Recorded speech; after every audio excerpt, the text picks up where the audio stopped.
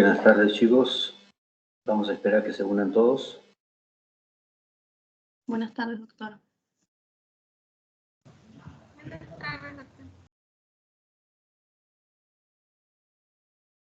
Buenas tardes, doctor.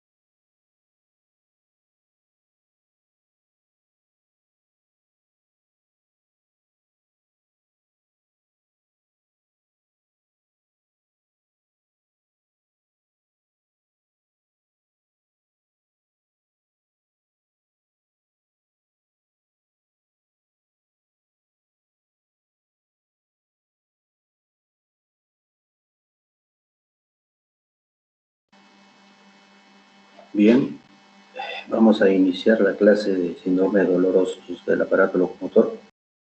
Voy a compartir la presentación.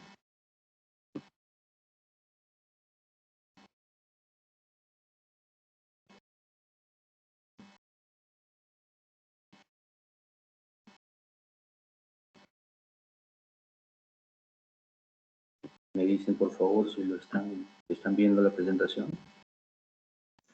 Sí, doctor, ya se puede ver. Muy bien, chicos. Comencemos, entonces. Primero vamos a comenzar a hablar del hombro, ¿ya? Es importante porque es una patología muy frecuente. El dolor de hombro es motivo de consulta en el consultorio de traumatología con mucha frecuencia, ¿ya? Entonces, primero vamos a hacer una pequeña revisión, ¿ya? De la anatomía que ustedes deben conocer, y más o menos viendo la localización de cada músculo van a lograr deducir qué tipo de movimiento hacen. Bien, acá tenemos una imagen. En el dibujo de la izquierda ustedes pueden ver la cara posterior, ¿no?, de la escápula, posterior o externa, ¿no? Es la que nosotros no está pegada al tórax, sino está hacia afuera, la cara externa. Si pueden distinguir bien la escápula, pueden distinguir la inserción en la casi cercana a la cabeza del húmero, ¿no?, en el húmero proximal, las inserciones, y una estructura importante que es la espina, ¿no?, la espina escapular, que estoy señalando con el puntero. ¿Eso se puede ver claro, chicos? Sí, doctor. Bien, entonces con esas referencias se nos va a hacer más sencillo, ¿no? El músculo que está por encima de esta espina, ¿no?, es el supraespinoso, ¿no? Es más o menos lógico, el supraespinoso. Por debajo tenemos el infraespinoso y adicionalmente, como tercer músculo importante, tenemos el redondo menor, ¿ya?, o el teres menor. Se puede ver, está en la cara externa, ¿no? Y todos ellos se van a insertar en el húmero proximal. Si tenemos esta localización, entonces podemos deducir qué tipo de rotación van a hacer estos músculos con respecto al húmero. ¿Van a hacer rotación interna o externa? ¿Qué dicen, chicos?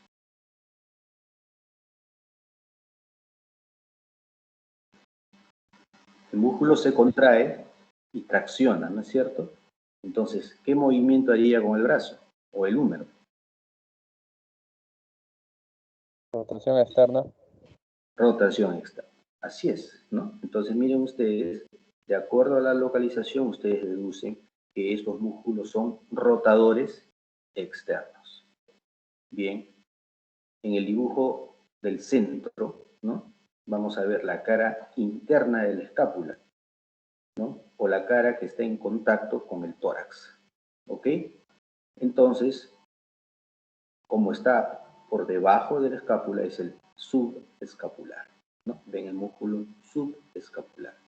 Y por su inserción en el húmero proximal se puede deducir qué tipo de movimiento hace cuando se contrae, qué tipo de rotación.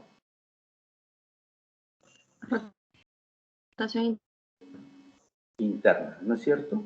Claro. Entonces miren ustedes que viendo la anatomía y viendo la disposición de los músculos, podemos deducir qué tipo de movimiento hace. Y eso es importante, ¿ya?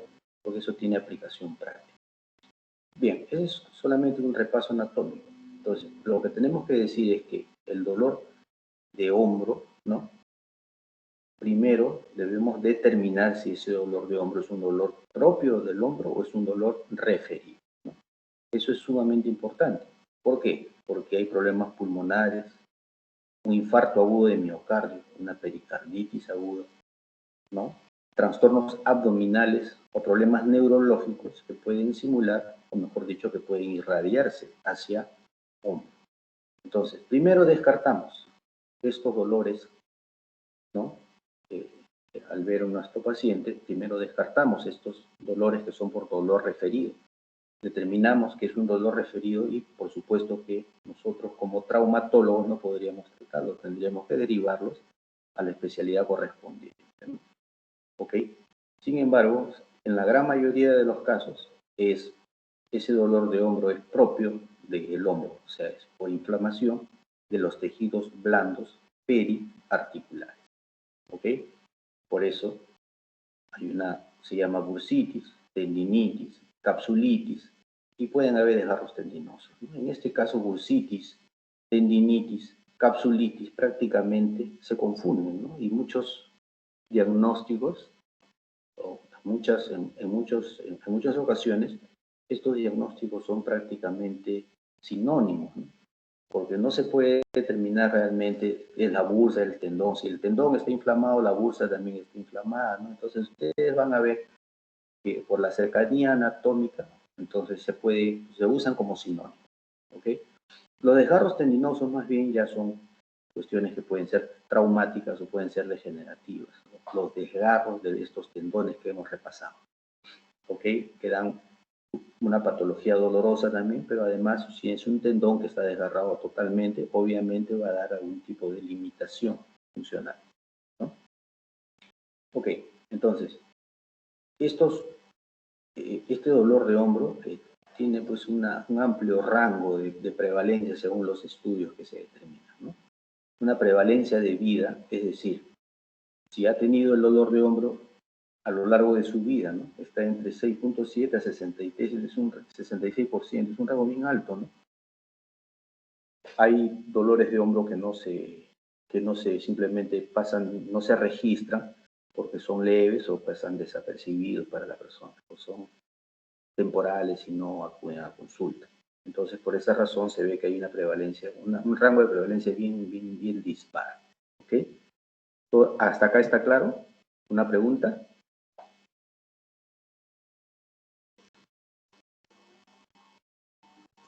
sí está claro, doctor. Bien, continuamos entonces. Y vamos a ver nuevamente, ¿no? En otro dibujito, también lo mismo que ya hemos visto en la primera lámina, ¿no? Primero vemos la imagen que está más al centro, más a la derecha, y lo mismo, ¿no? La espina, el músculo supraespinoso, por debajo del supraespinoso, el infraespinoso y el redondo menor, teres menor, ¿no? Que son rotadores externos. Se van a insertar, ¿dónde? Miren ustedes la figurita, se insertan en el troquíter, ¿no? Que es esa prominencia mayor, ¿no? Del número proximal, en el troquíter. Entonces acá tenemos los tres, supraespinoso, infraespinoso y redondo menor. Y vemos en la cara interna o en relación al tórax, ¿no? El músculo subescapular. Como ya dijimos, es un rotador interno. ¿Y dónde se va a insertar? Miren ustedes la figura, en el troquín, ¿no? ¿Ok? Entonces me parece que ya esto es simplemente lo que ya hemos visto en la primera, es la confirmación nada más, ¿no? Es el músculo subescapular.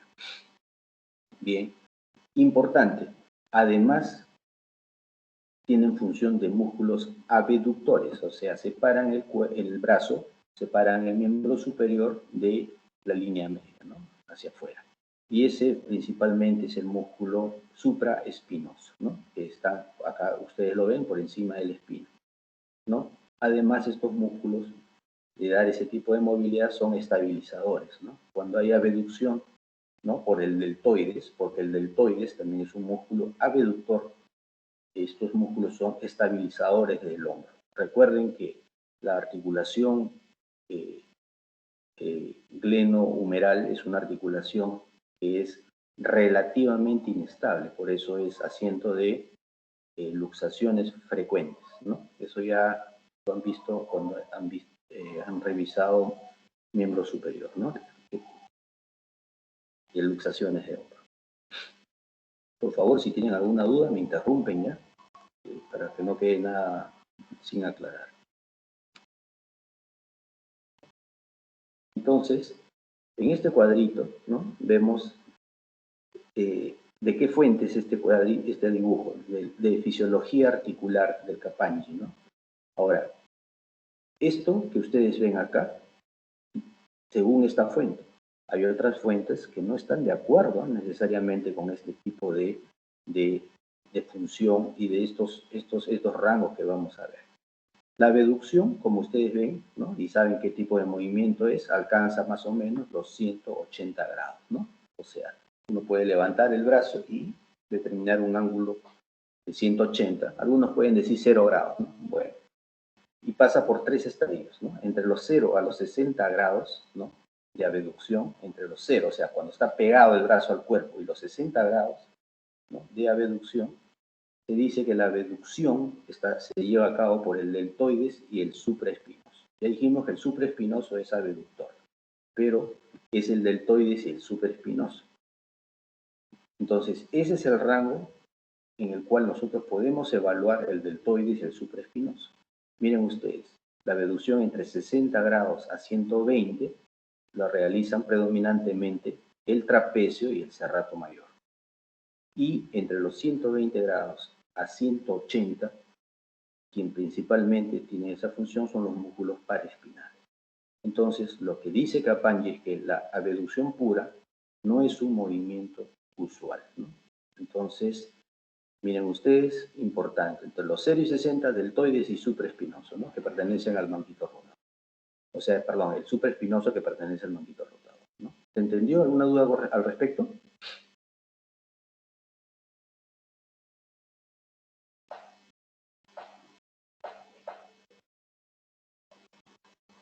Está claro, ¿no? Está bien, Muy bien. Ok. Sí. Muy bien. Entonces, la patología que vemos frecuentemente en el hombro está asociada a fenómenos inflamatorios, dijimos, ¿no? También degenerativos, pero básicamente los problemas agudos son problemas inflamatorios, ¿no? De las partes blandas alrededor del hombro, ¿no? Entonces, lo que frecuentemente vemos es la tendinitis o inflamación del manguito rotador, ¿no? El manguito rotador que ya vimos cuál es, ¿no? Los 3 tendones que hacen rotación externa y el tendón que hace rotación interna. Principalmente se presenta en gente en mayores de 40 años. Si lo vemos en gente menor, probablemente sea traumática, probablemente sea ocupacional, porque el sobreuso o el movimiento inadecuado del hombro, generalmente haciendo movimientos o fuerzas por encima del nivel del hombro, por encima del nivel del hombro, por encima de la cabeza, son movimientos que muchas veces se hacen por cuestiones deportivas o cuestiones laborales y están relacionadas a este tipo de patología. ¿Ya? En salud ocupacional se evalúa si un trabajo se hace por encima del nivel de la cabeza con el brazo, entonces es un trabajo que puede ser dañino para estos tendones. ¿Ok? Entonces, generalmente pueden haber cambios degenerativos y el dolor se va a sentir debajo del acromio. Si ustedes se tocan el hombro, ¿no? Acuérdense, de la charretera, el acromion está ahí por debajo. Ese es el dolor típico de esta tendinitis del manguito rotador. El dolor suele ser nocturno o se agrava, se incrementa en la noche, como la mayoría de dolores, y se va a producir ante los movimientos de abducción y de rotación, ¿no? Obviamente, ¿qué estamos haciendo? Al abducir estamos usando el supraespinoso y en la rotación, los rotadores externos o internos, ¿no? Entonces, cuando la limitación es extrema, nosotros podemos diagnosticar lo que se llama el hombro congelado, que es un hombro totalmente rígido, ¿no? Pero que es otra patología que vamos a ver después. Entonces, si nosotros queremos evaluar, ¿no? Obviamente primero tenemos que hacer la historia clínica, la anamnesis, el examen clínico, sumamente importante, ¿no? Sumamente importante. Y yo pienso que con esto tenemos el 90% del diagnóstico.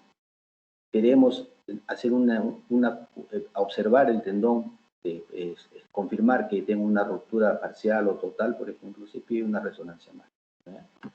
La ecografía es un examen muy dependiente del operador, es un examen que requiere mucha experiencia, que nosotros no podemos evaluar y que debemos confiar en lo que nos informa la ecografía. Muchas veces la ecografía bueno, particularmente yo no confío en las ecografías.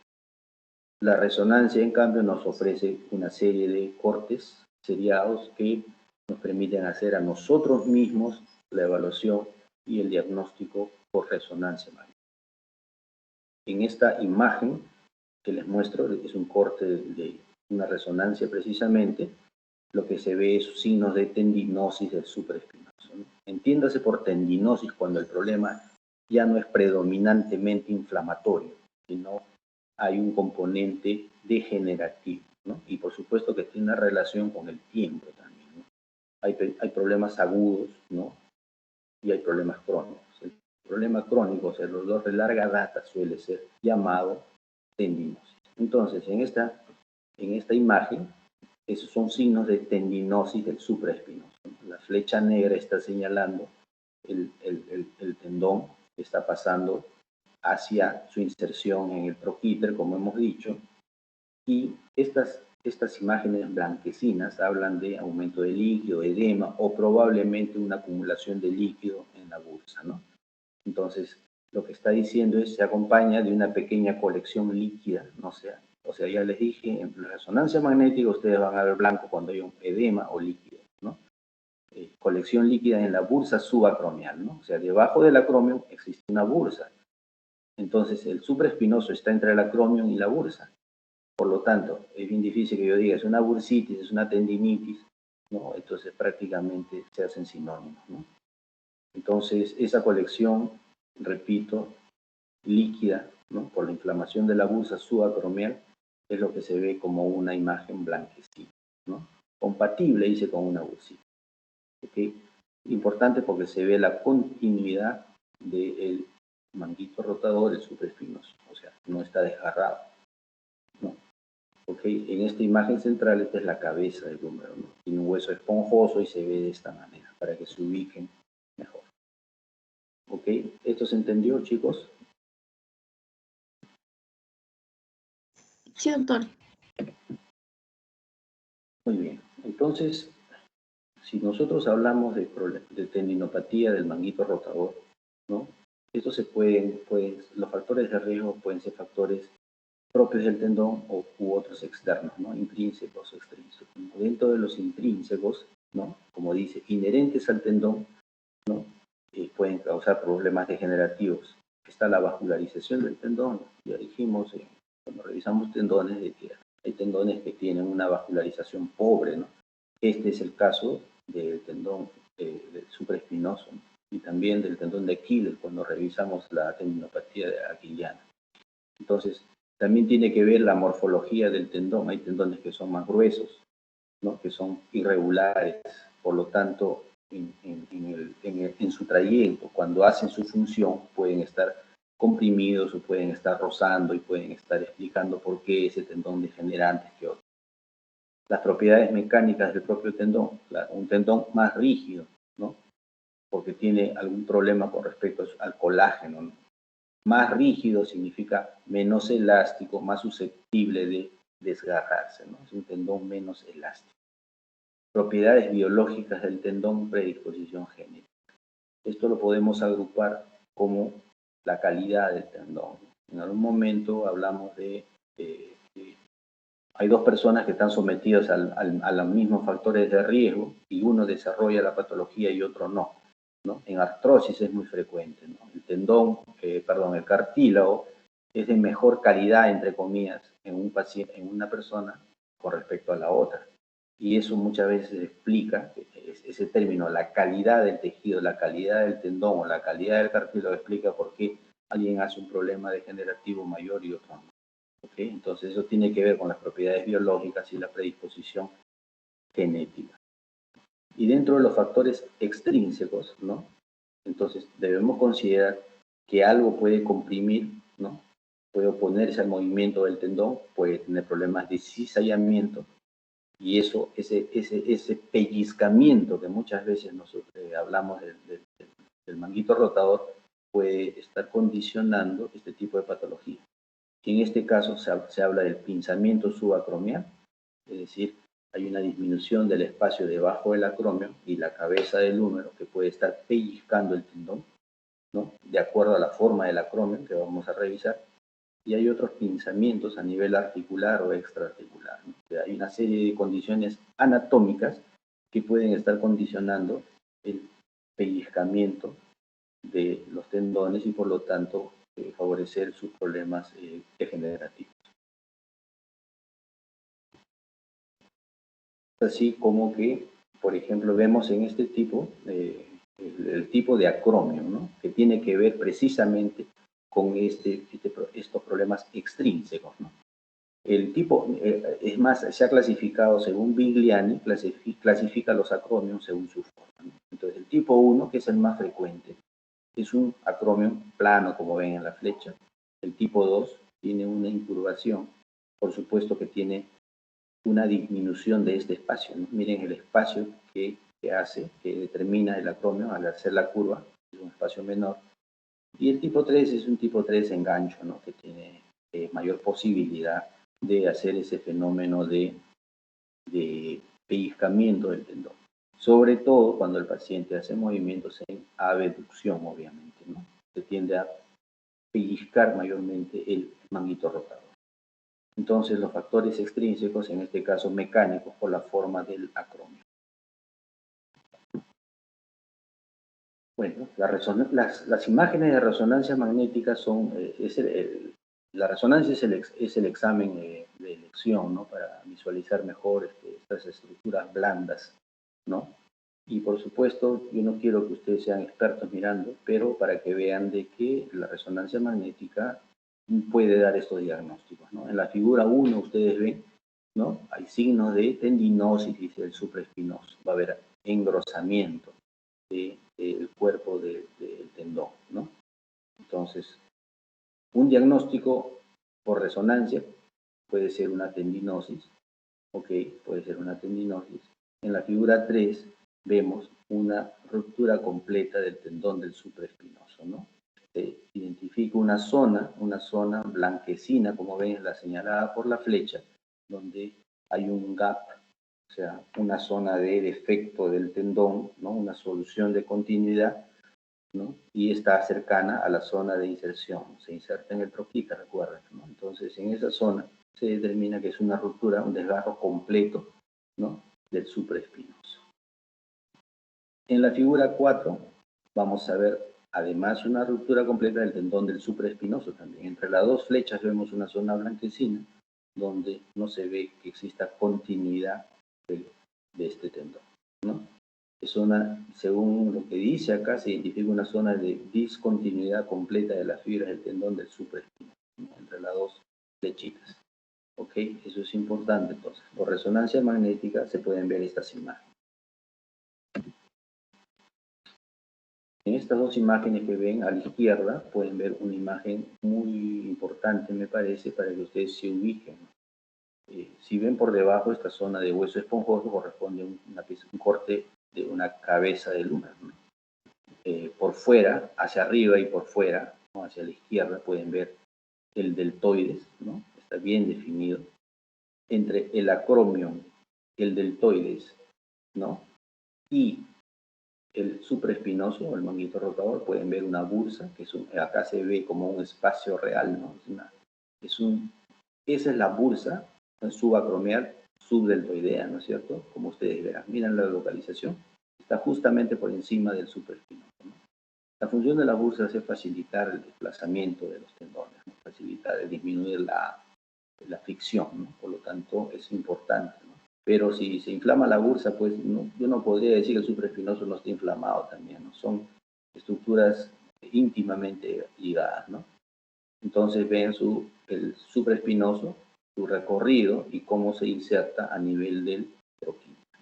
Entonces pueden ver ustedes que debajo del acromio vamos a encontrar la bursa y vamos a encontrar el supraespinoso. Y esta es la zona de dolor, ¿no?, que el paciente refiere y que ustedes pueden examinar al poner el dedo y hacer las maniobras que vamos a ver luego, ¿no?, para examinar si es una tendinitis del manguito rotador del supraespinoso. Ahora, miren ustedes la imagen de la derecha, ¿no?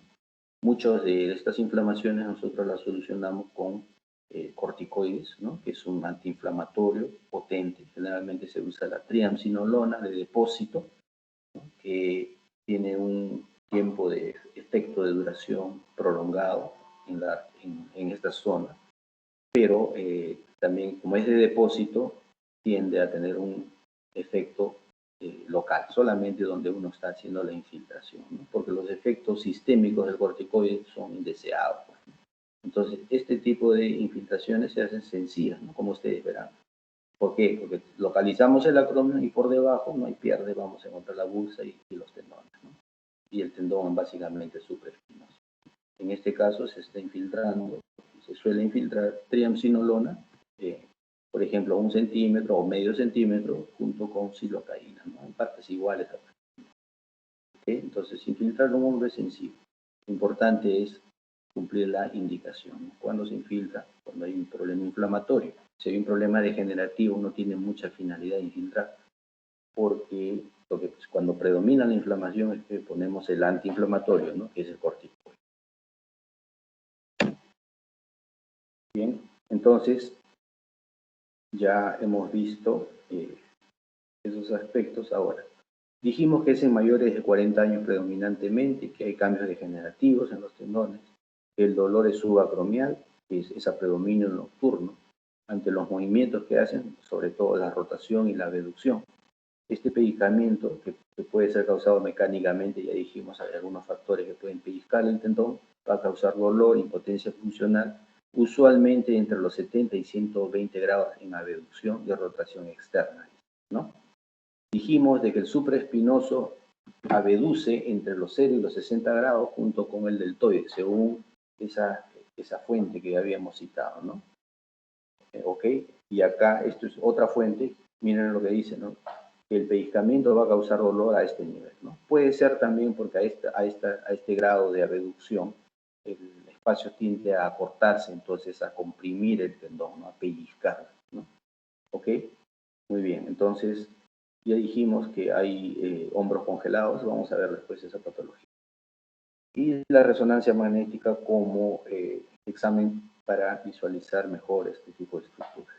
Entonces, en esta figurita vemos la localización típica del dolor, ¿no? Ustedes verán, de la zona subacromial se puede irradiar a toda esta zona deltoidea hacia distal, ¿no?, hacia todo el brazo se puede irradiar inclusive, ¿no? Y ese dolor es típico de un dolor inflamatorio o también con un paciente con una rotura del supraespinoso. ¿Ok? Esa zona de dolor es importante, es clásico el dolor por una ruptura o una tendinitis del manguito rotador. Entonces, pero cuando el paciente llega con dolor, ¿no? Llega con dolor y ustedes lo primero que tienen que hacer es examinarlo, por supuesto, ¿no?, luego de la anamnesis. Entonces, le piden que haga flexión, que haga extensión, ¿no? Si ustedes quieren hacer rotación interna, le dicen al paciente, si es una dama, que haga el movimiento como si fuera a desabrochar el brasier, ¿no?, que está en la espalda. Entonces, ante ese movimiento, ¿qué está haciendo? Está haciendo rotación interna. Hay pacientes que no lo pueden llevar a cabo, no pueden hacerlo porque les duele demasiado. Entonces, eso ya es un indicativo de que a la rotación interna está el problema, ¿no? Les piden que abeduzcan, muchas veces a la abducción también van a tener dolor, obviamente. Esta abducción se puede hacer activamente, también lo pueden hacer contra la resistencia, ustedes ponen resistencia, ¿no? Y generalmente se hace palpando la zona subacromial, ¿no? Entonces, bueno, este test de Joe lo que hace es identificar cuando hay una rotura completa del supraespinoso, porque al haber esta ruptura, obviamente el paciente va a tener debilidad, ¿no? Debilidad al momento de la abducción. Dolor lo puede tener por una simple inflamación y por dolor también el paciente puede tender a limitar la movilidad. Pero es importante porque si es una ruptura, en comparación con el otro hombro no va a tener fuerza. O sea, además del dolor, va a tener debilidad al momento de hacer este movimiento. Entonces, este test de Joe lo que consiste en lo siguiente. Se flexiona más o menos 90 grados, ¿no? Y se hace una abducción de 30 grados, o sea, flexión y extensión de 30 grados. Se hace rotación interna, como ustedes ven en la figura C, ¿no? Como ven en la figura C, una rotación interna, ¿no? Tratando de que sea completa. Y el examinador, como ustedes verán en C, ¿no? Baja el brazo del paciente. El paciente le dicen que eleve el brazo y el examinador hace el movimiento contrario, lo baja, ¿no? Entonces ahí va a examinar precisamente esta debilidad a este movimiento o el dolor. Este es el test de yoga, es importante porque nosotros podemos determinar así si es una ruptura o aproximarnos a determinar si es una ruptura, un desgarro total donde el paciente no va a tener fuerza ante este momento. Después hay una prueba, hay pruebas que tienen nombre, en este caso la prueba de Rennes. Se palpa la inserción del supraespinoso, ¿no? Se palpa la inserción del supraespinoso. Generalmente uno pone el dedo y comprime la zona subacromial.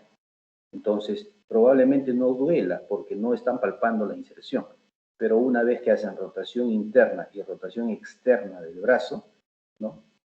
Uno puede palpar la zona de inserción y ahí causa dolor. Que uno palpe el defecto es un poquito complejo, sobre todo si el paciente es un paciente grueso, ¿no? Bueno, esa es la prueba de Rennes, pero básicamente esto sirve para que uno palpe la zona de inserción. Cuando hace la rotación, al rotar la cabeza del húmero, el húmero proximal por debajo del dedo que estamos presionando, ahí se va a sentir el dolor, más que el defecto. ¿Ok? ¿Está claro esto, chicos? Sí, doctor. Muy bien. Entonces, esta es una imagen artroscópica, esta es una imagen arriba, es una imagen artroscópica, ¿no? El húmero, la cabeza del húmero vendría a estar representada acá, abajo, ¿no? Yo sé que no es una imagen es una imagen clara, pero es necesario ubicarnos, ¿no? Esta es la cabeza del húmero, ¿ya? La cabeza, y esta es la zona de inserción del tendón. En este caso ustedes lo ven pelado, ¿no? Es como si estuviera, como si fuera hueso nada más. ¿Pero por qué? Es la zona del troquíter, ¿no? Y arriba está el acromio, y esto que señala las flechas rojas es el tendón que está roto. De lo que se trata es, ¿no? Hacer que este muñón del tendón haga contacto en la zona de inserción o lo reinsertemos, ¿no es cierto? Esto es como una vista lateral. Si ustedes vieran de costado el hombro, ven la cabeza y la inserción del manguito rotador, ¿no? Están viendo como si fuera desde la cara lateral, ¿ok? Y lo que se hace es simplemente colocar suturas y para anclarlo a la zona original de inserción lo que se hace es colocar muchas veces anclas, que son estructuras que van dentro del hueso, ¿no? Y que permiten fijar la sutura. En este caso, en la imagen C, ustedes verán cómo se ha afrontado, ¿no? Se ha cerrado ese defecto. ¿Ok? Entonces, esta es la reparación quirúrgica que se hace con un desgarro completo del manguito rotador. Y eso se hace ya por vía artroscópica usualmente.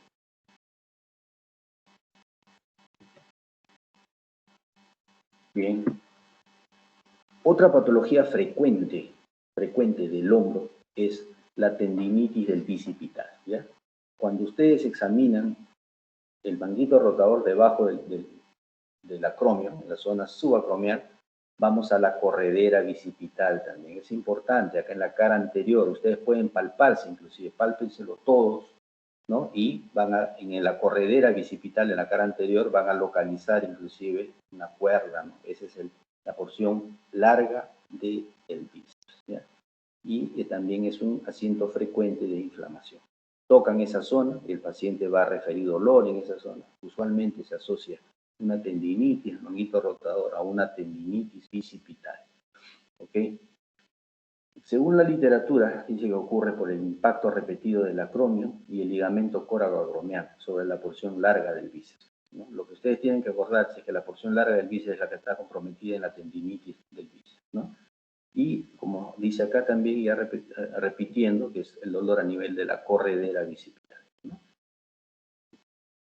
Ven la imagen arriba, anatómica, ¿no? Anatómica, que muestra la porción larga del bíceps. Luego, la capsulitis adhesiva del hombro es lo que causa el hombro congelado, ¿no? No es otra cosa que una inflamación crónica e inespecífica de la cápsula.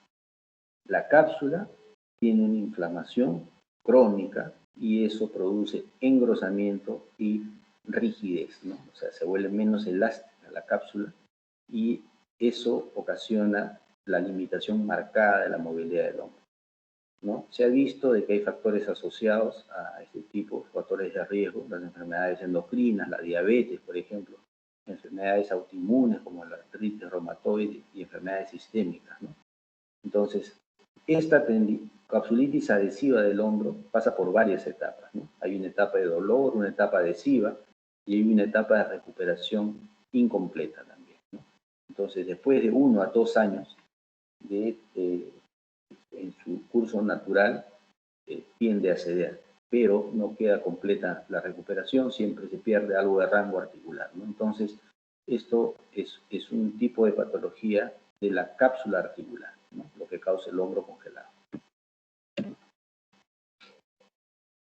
Bien, hasta ahí hombro. Es lo más frecuente que encontramos en el hombro.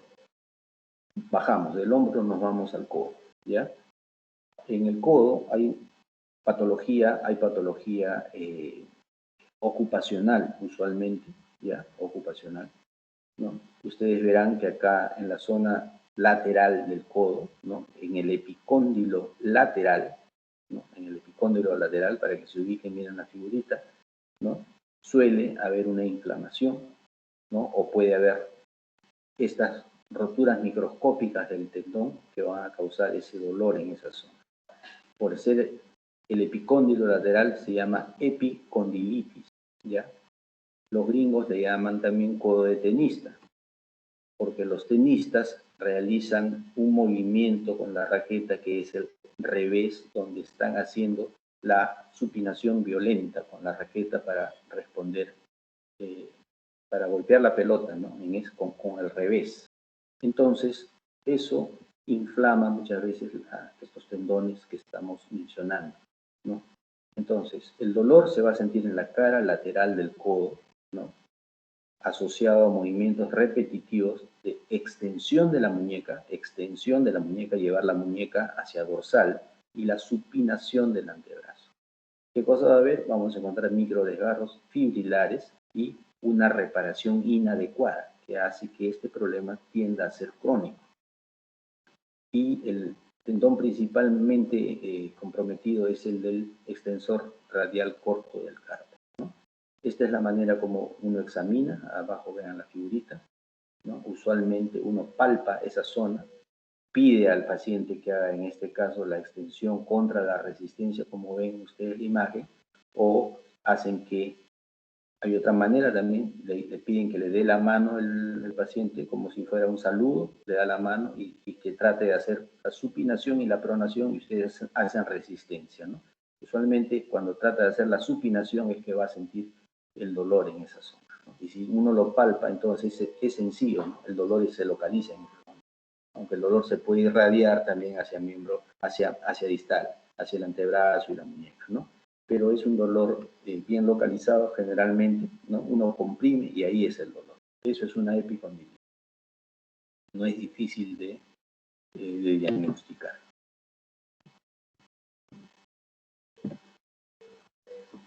En la imagen de arriba vamos a ver también una imagen parecida, ¿no? En la cara lateral, el epicóndilo lateral, está el del húmero, ¿no? Los tendones extensores y sobre todo el extensor radial corto del carpo, ¿no? Que ahí está graficado, que es el principal comprometido. Abajo, en la figura 1, vemos el extensor digital común, ¿no? Que está levantado y se observa por debajo el radial, ¿no? Como dijimos, el extensor radial, ¿ya? Y está en el plano profundo, ¿no? Acá lo vamos a ver. ¿Okay? Es el corto, o sea, el extensor corto del carpo, ¿no? Radial. Acá está. El mismo músculo, pero se ve acá en una disección anatómica. Bien, entonces el mismo en otra vista, ¿no? La parte tendinosa del origen del extensor carpi radialis brevis, ¿no? Acá está en su inserción en la zona del epicóndilo. Es el tendón más frecuentemente comprometido.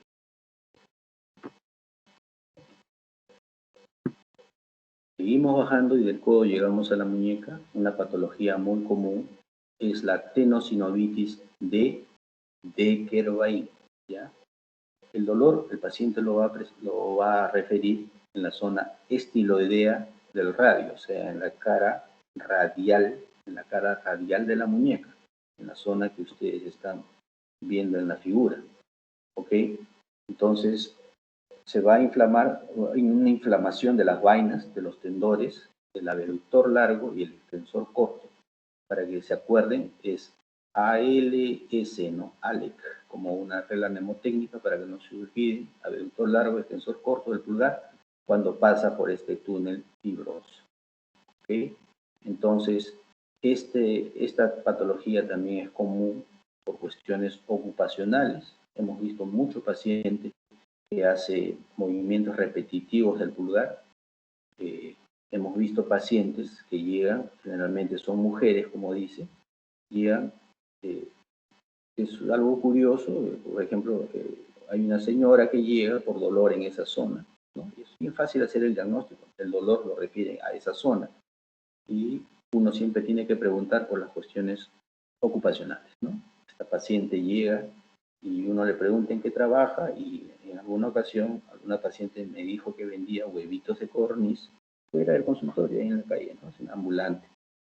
Entonces uno considera que ese movimiento para pelar un huevito de codorniz no es intenso, ¿no? Y de repente lo desestima como causa del dolor.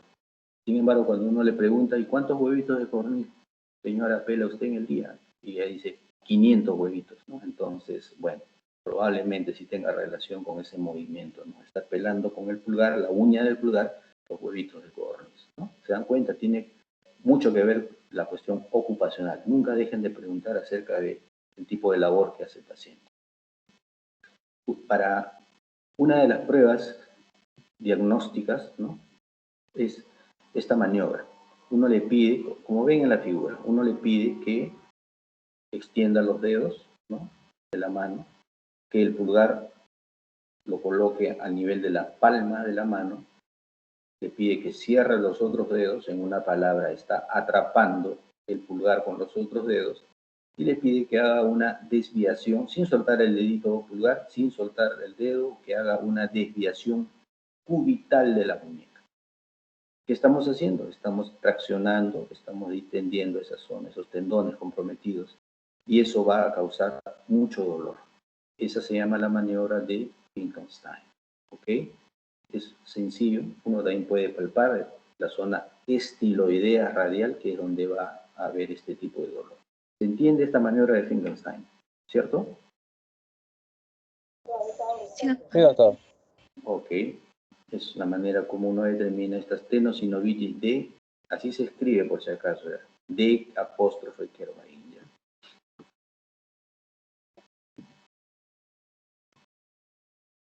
Entonces, dolor en la zona estiloidea radial, inflamación de la vaina, de los tendones del abductor largo y del extensor corto del pulgar al pasar por este túnel. Lo mismo estamos diciendo, ¿no? Pero en esta imagen superior a la izquierda vamos a ver que podemos observar como una especie de tumoración, no es otra cosa que un engrosamiento de esa zona debido a un problema crónico de los tendones, ¿no? Entonces, en esta otra figurita, lo que se ve es una maniobra de Finkelstein, pero pasiva, ¿no? O sea, no le dicen al paciente que lo haga, sino el examinador fija el antebrazo y hace una desviación, ¿no?, hacia cubital, logrando distender esta zona y causando el dolor, ¿no? Es otra manera de la misma que se describe, que es la maniobra de Finkelstein.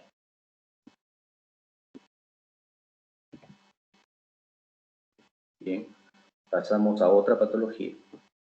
Es frecuente también encontrar, sobre todo en personas de la tercera edad, personas que muchas veces se relaciona a osteoartrosis, por ejemplo, ¿no?, que refieren dolor en la base del dedo, en la cara volar, o sea, en la cara palmar, ¿no?, en la base del dedo. Si ustedes ven la palma de su mano, vean el pliegue inferior de la base del dedo y por debajo de esa zona, tóquense, esa es la zona donde está la cabeza del metacarpiano. Esa zona es la que suele inflamarse y suele trabarse. Por eso, una inflamación del tendón flexor del dedo pasa por ahí y ahí está la polea A1. Si ustedes se tocan, flexionen y van a sentir, si son acuciosos, como el tendón discurre libremente, ¿no? O sea, circula por ahí. Ok, pero si esto se inflama, se engruesa y crónicamente puede haber una especie de nódulo, como muestra la figura, y por lo tanto dificultar el pasaje por esa polea, por la polea A1, ¿no? Entonces, el paciente refiere dolor en esa zona. Cuando flexiona el dedo se queda flexionado, ¿no? Y le impide, o hay una resistencia para la extensión. Eso se llama un dedo en gatillo, también llamado dedo en resorte, ¿no? Y es muy, muy frecuente, ¿no? Entonces, una paciente muchas veces llega por ese problema, tiene un dedo en gatillo, que no es otra cosa que esta tenosinovitis estenosante, ¿no? Y uno le da tratamiento, usualmente infiltra esta zona, porque es bien efectiva la infiltración en estos casos, y luego de un tiempo viene por otro dedo que también se le ha engatillado, ¿no? Es un dedo en gatillo, ¿ok? Entonces, este dedo en gatillo es sumamente frecuente, pacientes de tercera edad, y se debe a una cuestión mecánica, ¿no? Muchas veces el tratamiento es suficiente con una infiltración, un poco de terapia antiinflamatoria, ¿no? Y a veces es necesario, cuando no se puede solucionar con el tratamiento conservador, la cirugía, ¿no? Lo que se hace solamente es abrir la polea A1 y simplemente para que el tendón pueda circular de manera libre. ¿Ok? Entonces no se olviden, porque esta es una patología muy frecuente, el dedo en gatillo. A ustedes les van a consultar, aunque sean médicos generales, aunque no sean traumatólogos, porque su abuelita, su tía, en algún momento van a tener este problema. Y es muy común. Lo único que tienen que hacer es saber, se te traca el dedo, ¿no? Ya, van y palpan debajo de ese pliegue. Palpan nomás y miran la cara del paciente. Ahí es el dolor. Ah, ya. A ver, moviliza, dobla, van a sentir como a veces se atraca y a veces circula, pero luego de un clic, ¿no? O sea, hacen un esfuerzo y el dedo ¡pah!, se suelta, por eso se llama dedo en gatillo. Es, como digo, muy frecuente.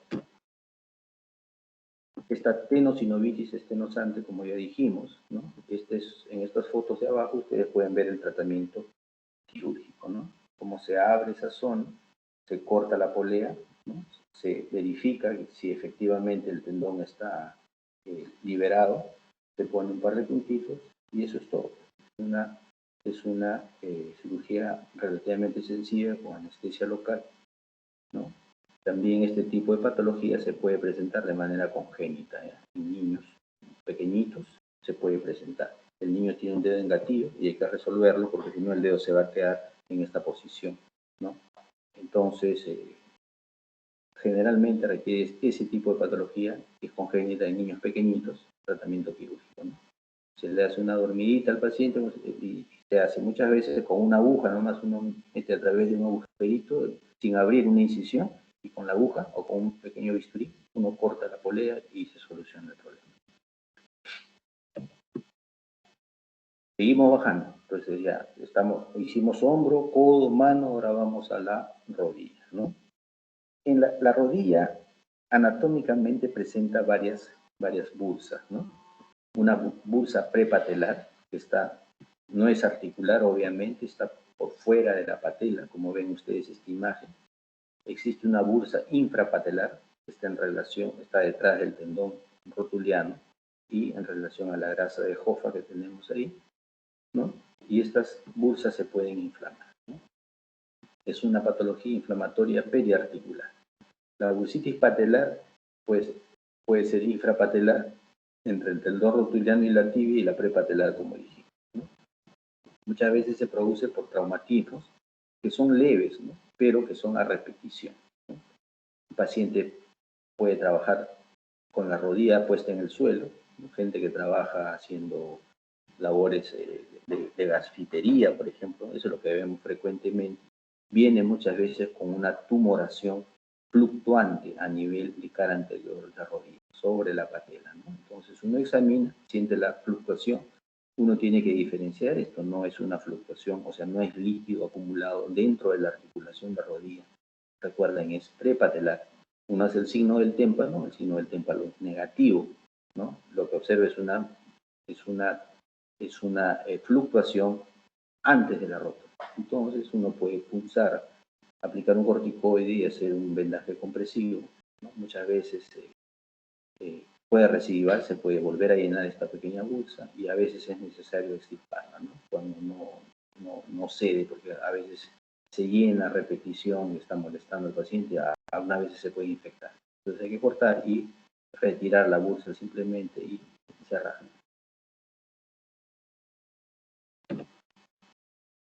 Una patología frecuente es la tendinitis de la pata de ganso, ¿no? Estamos en rodilla, bajamos un poquito y vemos que la pata de ganso se inserta en la cara medial prácticamente de la tibia proximal, ¿no es cierto? En la cara anteromedial. Vemos la tuberosidad anterior en esta imagen lateral, ¿no? Y por detrás de la tuberosidad anterior, ¿no? En la cara interna, esa es la zona de inserción de la pata de ganso. Frecuente, ya. Primero, está formado por el sartorio, el recto interno y el semitendinoso. Son tres músculos que se insertan en esa zona formando esta pata de ganso, por eso se llama, porque es como una pata de 3 dedos, la pata de ganso, ¿no? Si ustedes se acuerdan de sartorio, ¿no? Sartorio, dentro de sartorio, como regla mnemotécnica, pueden decir que acá en sartorio están los otros, incluidos los otros músculos, ¿no? Por ejemplo, el recto interno, RI, dentro de sartorio, y ST, el semitendinoso, ¿no? Entonces recuerden, sartorio y como regla mnemotécnica, el recto interno y el semitendinoso son los tres tendones que forman la pata de ganso.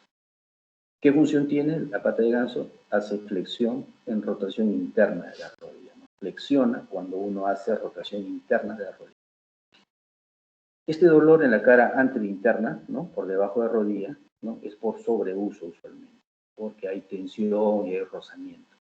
Es frecuente en artrosis, ¿ya? Muchas veces el paciente llega por dolor de rodilla, sabemos que tiene artrosis, pero uno lo examina y localiza el dolor en esta zona descrita, y ese dolor usualmente causado por la inflamación de la pata de ganso es fácil de localizar, ¿no? Entonces no es una inflamación de la rodilla, no es un problema de rodilla, sino es un problema de la tendinitis de pata de ganso. Obviamente es extraarticular, ¿no? Si hay alteraciones en la alineación de la extremidad y de la rodilla, sobre todo agravadas por la obesidad, si el paciente es obeso y tiene un genu valgo, ¿no? Hay mucho gordito que tiene ese genu valgo y que esa alteración del valgo hace que se traccione esta zona de inserción. Entonces, eso es un factor de riesgo para tener este tipo de patología. Bien, acá vemos una imagen, una fotito, con la disección de la región posteromedial de la rodilla derecha. Y en azul vemos que debajo de esa inserción, acá en azul lo ven, es la bursa que está por debajo de la pata de ganso, ¿ya? Entonces hay una entesitis, ¿no? En general el término entesitis se refiere a la inserción. Puede ser, también algunos lo llaman una tendinitis, como ya hemos dicho, pero otros lo llaman una bursitis anserina, ¿no? Entonces vean ustedes que está en estrecha relación con el tendón de la pata de ganso. Entonces, esto prácticamente son sinónimos, ¿no? Y como verán ustedes, la ubicación en la cara interna de la tibia proximal, ¿no? Abajo vemos una imagen de una resonancia magnética, ¿no? Donde podemos ver a la pata de ganso. Bueno, simplemente partes blandas lo pueden ver bien con una resonancia magnética, simplemente para acotar eso, ¿no? ¿Hasta acá está claro, chicos? ¿Alguna duda?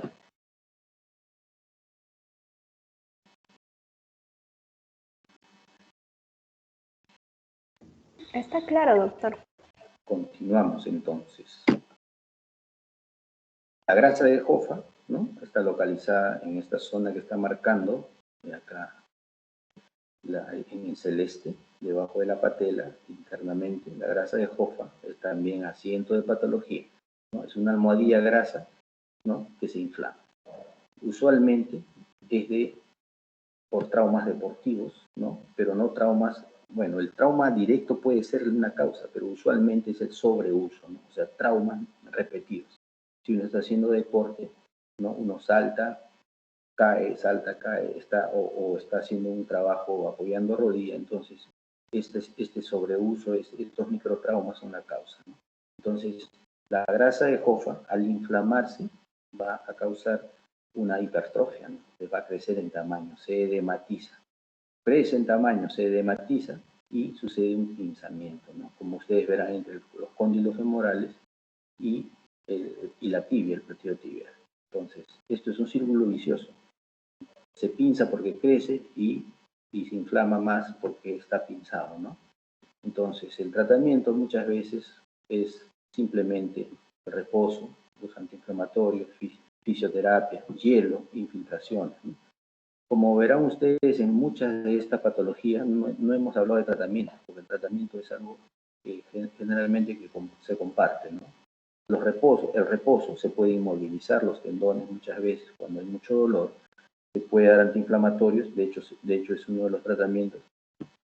La rehabilitación es importante, la fisioterapia, ellos aplican cuando hay una inflamación notoria, el hielo, ¿no? Crioterapia, pueden alternar, pueden dar tratamientos antiinflamatorios, algunos son superficiales como el infrarrojo, el calor húmedo, por ejemplo, y otros son profundos como el ultrasonido, ¿no?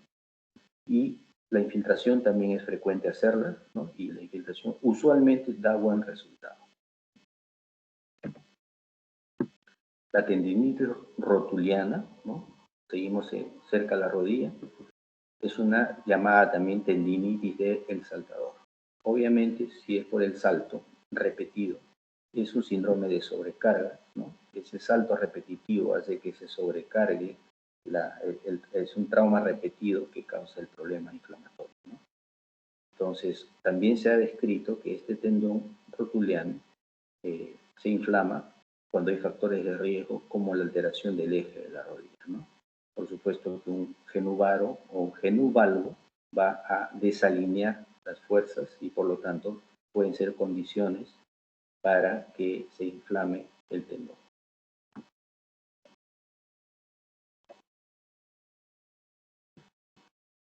Y ahora pasamos a una patología que es muy frecuente, ¿ya? En algún momento ustedes también van a ser consultados seguramente, ¿no? Se asocia generalmente a niños o muchachos, ¿no? Adolescentes o preadolescentes que suelen hacer deporte en la época, por ejemplo, de verano, ¿no? Mucho se puso de moda que los chiquillos vayan a las escuelas, a las academias de fútbol, por ejemplo, ¿no? Donde les exigen cierto tipo de ejercicio y vienen con este tipo de dolor, ¿no? Entonces, este síndrome doloroso patelofemoral muchas veces está oscuro en la literatura, o sea, como que no se define bien cuál es la causa, ¿no? Y hay muchos factores, muchas explicaciones todavía que faltan dar, ¿ya? Entonces, el paciente va a referir dolor en la cara anterior de la rodilla, ¿no? Sobre todo cuando hace una flexión prolongada de rodilla, es decir, cuando se pone en cuclillas, o cuando refiere dolor cuando hace el ejercicio o cuando sube escaleras. ¿ya? Pero tiene que ver, como ustedes verán, ante la flexión de la rodilla. Ahora, se postula que puede tener diversas etiologías, ¿no? Algunos dicen que viene del hueso subcondral, otros dicen que viene del tejido sinovial, otros que viene del retináculo, ¿no? Entonces, lo que sí se sabe es que se asocia a una mala alineación de la rótula con respecto al eje mecánico, y esa mala alineación de la rótula puede causar alguna sobrecarga en este compartimiento patelofemoral. Por eso es un síndrome doloroso patelofemoral o de dolor en cara anterior de rodilla. En algún momento, para cuestiones de artrosis, vimos este tipo de incidencia, la incidencia de Merchant, que es una axial, ¿no? Con la rodilla flexionada, el paciente echado de espaldas, la rodilla flexionada aproximadamente en 90 grados y el rayo incide de esta forma y ustedes pueden ver la patela, su forma triangular, ¿no? Para que articule con precisión en este surco intercondilio del fémur, ¿no? Muchas veces se habla de que hay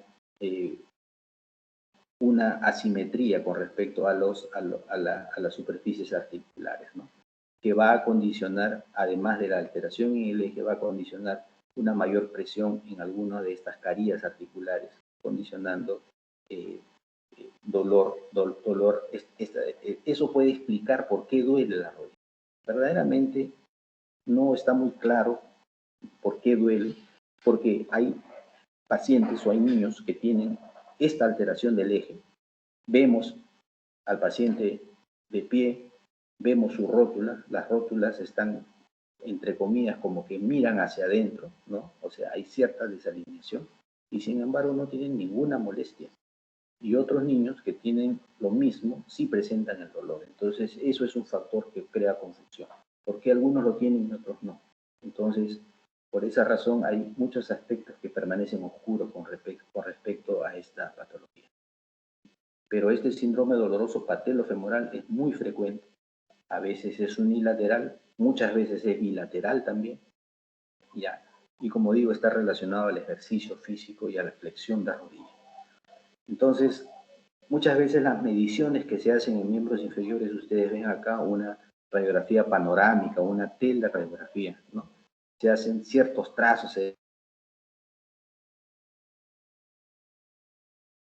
qué se trata, pero lo que pretendo al presentar esta figura es ver los ejes, ¿no? Los ejes y esos desalineamientos que estarían en relación a este síndrome patelofemoral.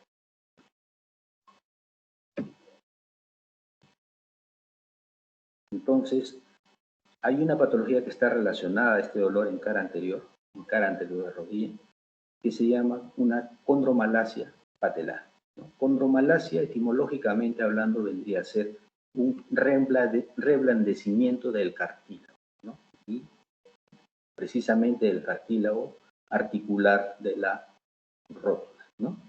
Entonces, en la imagen que vemos nosotros, esto es una imagen artroscópica, vemos el aparato, este instrumento que es el ganchito explorador que tiene en la punta, es una punta roma que sirve precisamente para examinar.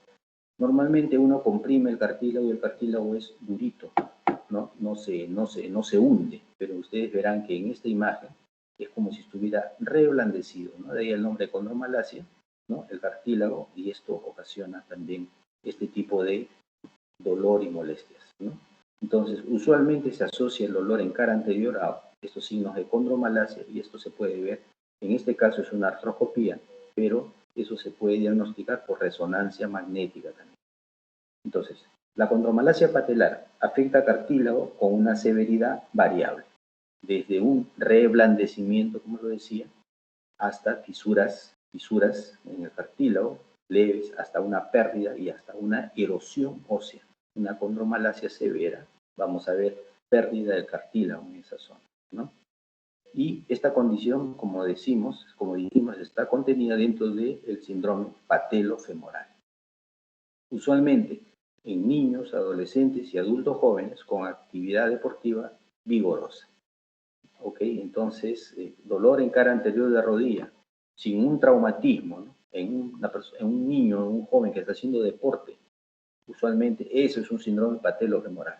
y está relacionado al reblandecimiento del cartílago que se llama condromalacia patelar. Condromalacia patelar, dolor retropatelar en cara anterior, ¿no?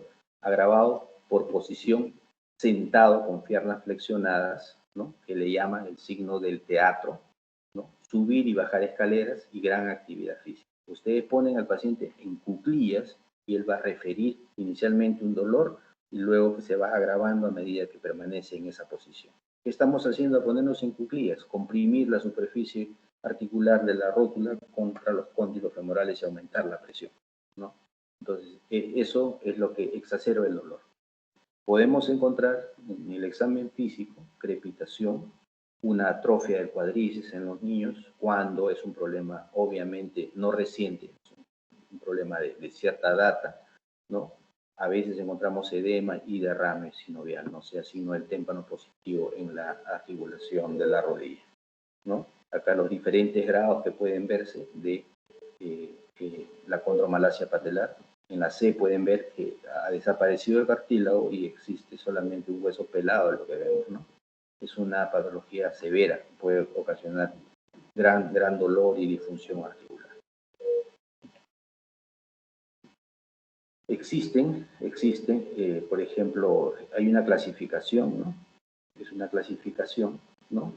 Que no quiero que ustedes se aprendan, ¿no? De grado 0 hasta grado 4, donde hay una erosión del cartílago que llega hasta el hueso, ¿no?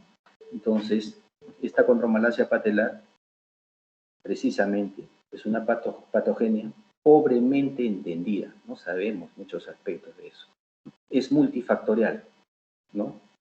Hay factores de riesgo, factores predisponentes, traumatismo, la mala alineación, como dijimos, ¿no? Repito, hay niños que tienen mala alineación y no presentan estas molestias, ¿no?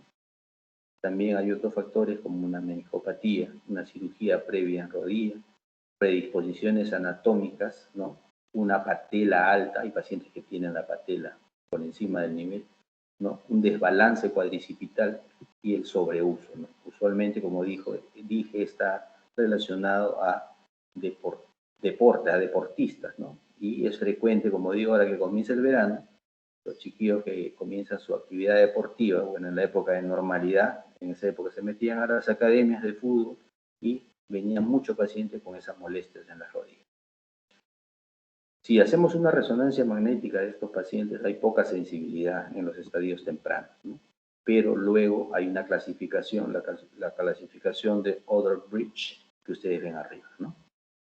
Entonces, la artroscopía es un examen ideal para determinar la presencia y el patrón de degeneración. Como ustedes han visto en esa imagen, con el ganchito explorador está comprimiendo la rótula y está determinando ese reblandecimiento del cartílago articular, ¿no? Ok, terminamos con condromalacia y ahora deben conocer que hay una patología que se llama la osteonecrosis, que no es otra cosa que una necrosis avascular, ¿no? O sea, por alguna razón que no entendemos, hay una zona del hueso y del cartílago que se lesiona, ¿no? Entonces, eso lo vamos a encontrar más frecuente en la zona de carga del cóndilo femoral interno, como ustedes verán, cóndilo femoral interno. ¿Y por qué se produce? Idiopáticas. ¿Qué significa idiopático? Que no sabemos la causa, no nos explicamos por qué razón se produce. Hay secundarias también, asociadas a factores de riesgo como el uso de corticoides, por ejemplo, corticoides sistémicos o corticoides locales en una infiltración, ¿no? Hay una serie de estadios en esta radiografía, en esta figura que ustedes ven en esta radiografía. En la vista frontal casi no se nota, ¿no? Casi no se nota. La vista lateral es una imagen bien sutil, no sé si ustedes pueden ver la flecha, ¿no?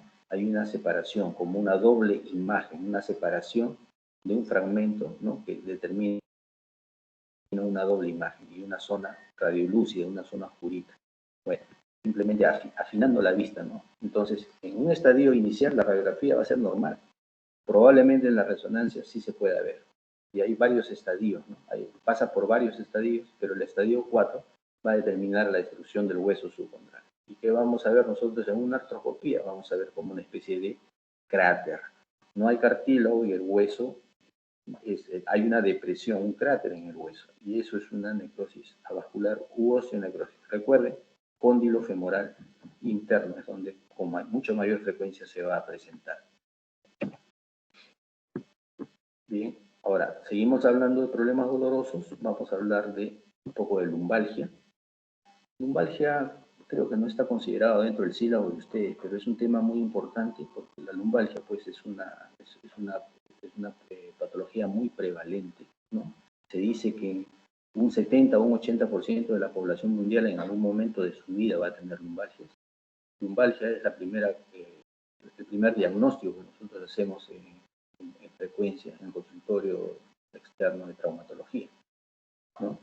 Entonces, la lumbalgia además, para algunos, es una epidemia que hace gastar mucho dinero, ¿no? Que significa un gasto enorme de dinero por las atenciones médicas, por el ausentismo laboral, por la incapacidad que muchas veces causa los pacientes, primera causa de incapacidad.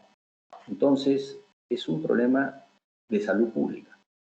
Entonces vamos a revisar algo de esto, ¿no? Porque lumbalgia, en cualquier consultorio lo vamos a ver, desde el médico general, el médico internista, hasta el traumatólogo, ¿no? Entonces, es importante que revisemos. Bien, lumbalgia, en primer lugar, vamos a delimitar a qué se llama lumbalgia, ¿no? Es un dolor en estos límites que ustedes ven acá en oscurito en esta figura, ¿no? Debajo de las costillas y puede llegar hasta el pliegue inferior de los glúteos, como ustedes verán. ¿Ya? El dolor en esa zona, eso es una lumbalgia. ¿Ya? El paciente llega y dice, doctor, me duele la cadera, ¿no? Y señala esta zona. No confundirse, ¿no? Aclarar siempre con el paciente. La cadera, pues, duele en la zona inguinal, ¿no? Y es la articulación coxofemoral. Sin embargo, en el lenguaje común se dice cadera, hay que corregir. Bien. La intensidad varía en función de la postura y la actividad física, o sea, tiene características mecánicas, ¿no? Va a doler cuando yo me agacho, doblo el tronco, quiero recoger algún objeto, ¿no? Y la actividad física también hace que duela más, por supuesto. Suele acompañarse de limitación dolorosa del movimiento por esa razón, ¿no? Y a veces se puede asociar a un dolor referido o irradiado. O sea, la lumbalgia es un dolor localizado en esta zona. Si es que nosotros tenemos un dolor que se irradia más allá de esta zona, entonces debemos pensar que ya no es otro problema. Entonces debemos definir algo. ¿Qué cosa es una lumbalgia inespecífica, ¿no? Una lumbalgia inespecífica es el dolor en esta zona que no se debe a fracturas, ni traumatismo, ni enfermedades sistémicas, ¿no? Como espondilitis, afecciones infecciosas, una infección de esa zona, vasculares, metabólicas, endocrinas o neoplásicas, ¿no? Puede haber una tumoración en esta zona, una metástasis ósea, por ejemplo, en un paciente anciano, ¿no? Una metástasis secundaria, ¿no? Que puede causar dolor. Entonces, ese tipo de cosas van a causar dolores lumbares, pero eso ya no es una lumbalgia inespecífica, ¿no? En este caso, es una lumbalgia que tiene una explicación. Una lumbalgia inespecífica, nosotros tomamos exámenes de laboratorio, exámenes por imágenes y no vamos a encontrar nada que nos ayude al diagnóstico. Entonces, en una palabra, no encontramos la razón del dolor. Esa es una lumbalgia inespecífica y representa el 90% de los dolores lumbares. Sin embargo, si nosotros examinamos un paciente y vemos algunos signos, ¿no? Que nosotros llamamos los signos de alarma, ¿no? Entonces, en ese caso, descartamos una lumbalgia inespecífica, ¿no? En este caso ya es una lumbalgia específica, ¿no? Podemos encontrar, pues, una escoliosis, una tumoración, una metástasis, una fractura, ¿no? Entonces, o una artrosis severa en esa zona. Entonces, ya estamos dándole la característica de una lumbalgia que tiene una explicación, ¿no? Entonces, miren este cuadrito, ¿no? Este en inglés dice que, ¿no? El dolor de la espalda baja, así le llaman los gringos, ¿no? No es específico. O sea, la lumbalgia inespecífica, ¿no?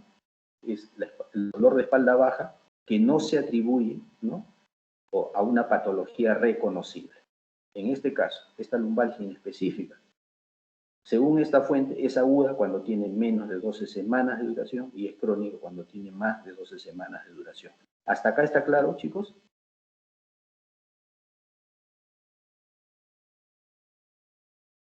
Sí, doctor. Muy bien. Avanzamos entonces.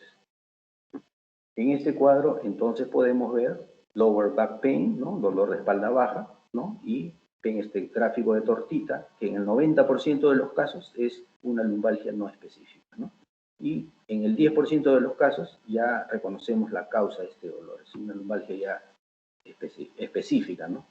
Entonces, lo que debemos hacer es detectar alguna señal de alarma, ¿no? Entonces, para que no sea, o sea, para una lumbalgia específica, ¿no? Entonces, posible enfermedad sistémica, infección, cáncer, como ya dijimos, una compresión radicular, ¿no? Que se irradia a miembro inferior, por ejemplo, que puede ser, y la causa más frecuente es una hernia del núcleo pulposo, ¿no? Que invade el canal medular, que hace compresión de alguna raíz y presenta un dolor irradiado tipo corriente eléctrica, parestesia, etcétera, hacia el miembro inferior, ¿no? Esa es una lumbociatalgia, ¿no?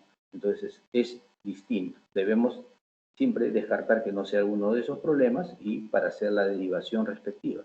Pero las lumbalgias inespecíficas, no hay señales de alerta, ¿ok? Esa es una lumbalgia inespecífica. Características importantes de esta lumbalgia inespecífica, ¿no? Acá habla de la prevalencia de vida, o sea, si es que en algún momento de la vida la persona tuvo una lumbalgia y esa prevalencia de vida, ¿no? Está en 84% de la población. ¿Se dan cuenta? O sea, un 84% de la población en algún momento de su vida va a tener una lumbalgia. En verde, ¿qué tenemos? Alta recurrencia, ¿no? O sea, un índices altos de recurrencia en un 60% de los casos. Aquí en moradito que vemos, 90% de la población se recupera, ¿no? de este episodio de una lumbalgia, ¿no? Sin tratamiento, ¿no? En aproximadamente 3 o 4 meses, ¿no? Entonces se va a recuperar aunque no haya tratamiento.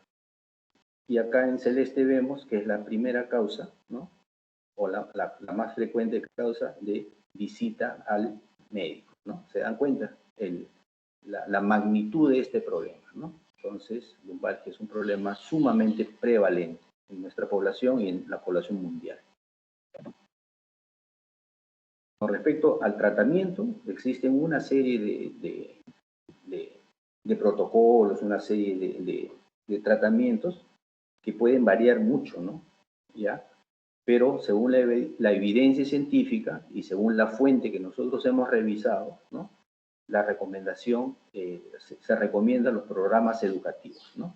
Y un programa educativo significa hacer entender al paciente que no existe una enfermedad subyacente ni una lesión orgánica grave, ¿no? Porque la lumbalgia puede llegar a ser muy aparatosa, muy limitante. El dolor es tan intenso que muchas veces el paciente se siente y no puede pararse, porque el dolor es intenso, ¿no? Entonces, por lo tanto, el paciente puede pensar de que tiene una enfermedad grave, ¿no? Sin embargo, es importante hacerle entender, ¿no? Esto, que no hay una enfermedad subyacente, que no hay una lesión orgánica grave y que se va a recuperar. Luego, se ha visto también en los protocolos que es innecesario o inadecuado pruebas radiológicas, ¿no? ¿Por qué? Porque se ha visto de que las radiografías en estos pacientes que tienen lumbalgias inespecíficas, esas radiografías no varían de las radiografías de pacientes sanos en columna lumbar, ¿ok? Sin embargo, a veces es un poco difícil porque los pacientes exigen algún tipo de examen, ¿no? Ellos consideran que es necesario, ellos no saben, pues, de medicina basada en evidencia, por supuesto. Solicitan una radiografía y muchas veces en las clínicas solicitan, hasta llegan y dicen, doctor, quiero que me tome una resonancia, ¿no? Y se queja de usted, del médico, si es que no se la hace. Entonces ahí surge un conflicto, ¿no? Repetimos, tiene buen pronóstico, ¿no? Y el tratamiento, en el tratamiento, evitar reposos en cama prolongados, ¿no? Puede estar un día, 2 días y un reposo parcial y temporal nada más. Se ha visto que reposos prolongados en cama agravan el problema. Entonces, lo que se recomienda es mantener el mayor grado de actividad física que el paciente pueda tolerar, ¿no? Eso es muy importante. En esto sí se coincide en todos los estudios de lumbalgia, ¿no? Y en todas las recomendaciones que se hacen. También se recomienda entregar, entre comillas, un manual de espalda, ¿no? Que puede ser un tríptico, puede ser algún tipo de literatura explicando al paciente. Especialmente si presenta signos psicosociales de mal pronóstico funcional. Un signo psicosocial de mal pronóstico funcional es un trabajador que pide repetidas veces descansos médicos por esta patología o que quiere hacer algún tipo de ganancia secundaria, ¿no? Quiere solicitar una discapacidad, una pensión debido a esto, ¿no? Esto también a veces se relaciona con pacientes que tienen depresión, que tienen problemas psicológicos también, ¿no? Entonces, esos son los pacientes que presentan, como dice, signos psicosociales de mal pronóstico funcional. Entonces, según la bibliografía que yo he revisado, ¿no? La lumbalgia del tratamiento, según esta evidencia científica, ¿qué se recomienda? Sintomáticos, ¿no? Y el tratamiento transitorio, ¿no? Según la literatura que he buscado, el paracetamol se puede usar asociado a opiáceos menores, ¿no? Como en el caso de la asociación de tramadol más paracetamol, por ejemplo. Se puede usar antiinflamatorios, ¿no? El diclofenaco y el ibuprofeno tienen menos complicaciones gastrointestinales, son AINES que deben usarse antes que otros, que tienen más complicaciones de gastritis, por ejemplo, en los pacientes, ¿no?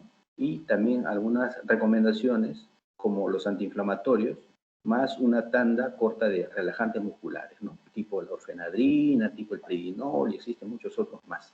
Entonces, el tratamiento de lumbalgia difiere muchas veces de los estudios y de las guías de práctica clínica. Hemos revisado con nuestro grupo algunas de estas revisiones, donde, por ejemplo, no recomiendan el paracetamol, dicen que es inútil el paracetamol. Sin embargo, en la revisión que yo hago, el paracetamol sí está indicado. Luego, este es un trabajo con respecto al tratamiento de lumbalgia en España. Ellos usan la neuroreflejoterapia, ¿no? Verdaderamente lo menciono por cultura general porque nunca lo he presenciado, no la conozco, ¿no? Recomiendan ejercicio físico, no en el cuadro agudo, en las primeras 2 a 6 semanas de dolor, ¿no? Pero es efectivo a mediano plazo para mejorar el dolor, grado de actividad y retorno al trabajo. Refiere esta literatura. En nuestra experiencia, el paciente que tiene lumbalgia, luego de que cesa el dolor, porque hay periodos, ¿no? Son episodios, entre los episodios debería hacer ejercicio físico, reforzamiento muscular, músculos abdominales, músculos dorsales, y eso ayuda mucho, previene la frecuencia y la intensidad de las lumbalgias, ¿no?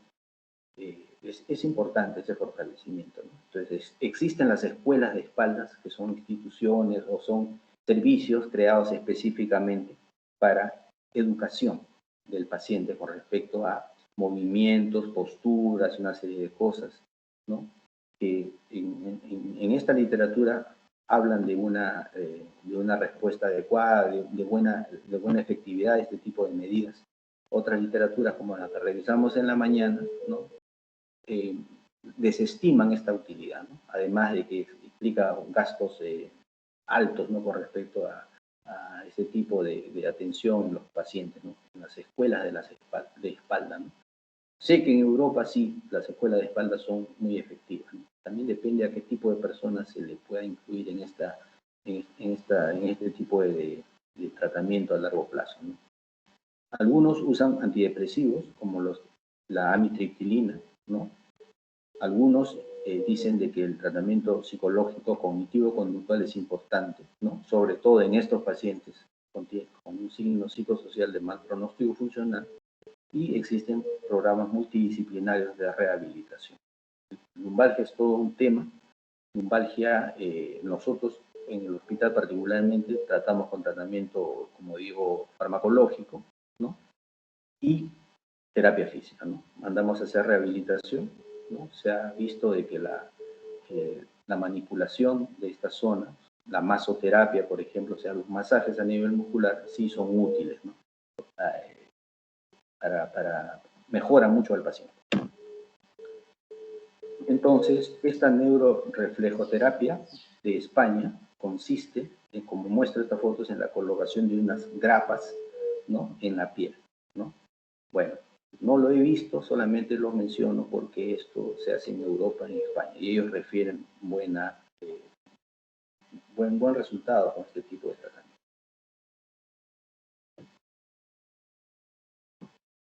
Pasamos a lumbociática, ¿ya? La lumbociática ya clínicamente se diferencia y es lo primero que deben hacer. Paciente que viene con dolor lumbar, la pregunta de cajón, la pregunta que siempre deben hacer, ¿el dolor lo tienen a nivel de columna lumbar limitada a esta zona o el dolor se irradia? Ustedes no van a decir se irradia, ¿no? Se va el dolor, se va hacia dónde el dolor, etcétera, ¿no? El paciente muchas veces dice, doctor, el dolor se me va, duele acá atrás en la nalga y de ahí baja, me duele el muslo, se me adormece el pie, el dedo, siento como una corriente, como un calambre, como adormecimiento, depende cómo lo mencione, pero en otras palabras es que el dolor se está irradiando al miembro inferior. Y eso se debe a una compresión o inflamación de la raíz nerviosa, ¿no? ¿Por qué? Porque hay una herniación del núcleo pulposo, ¿no?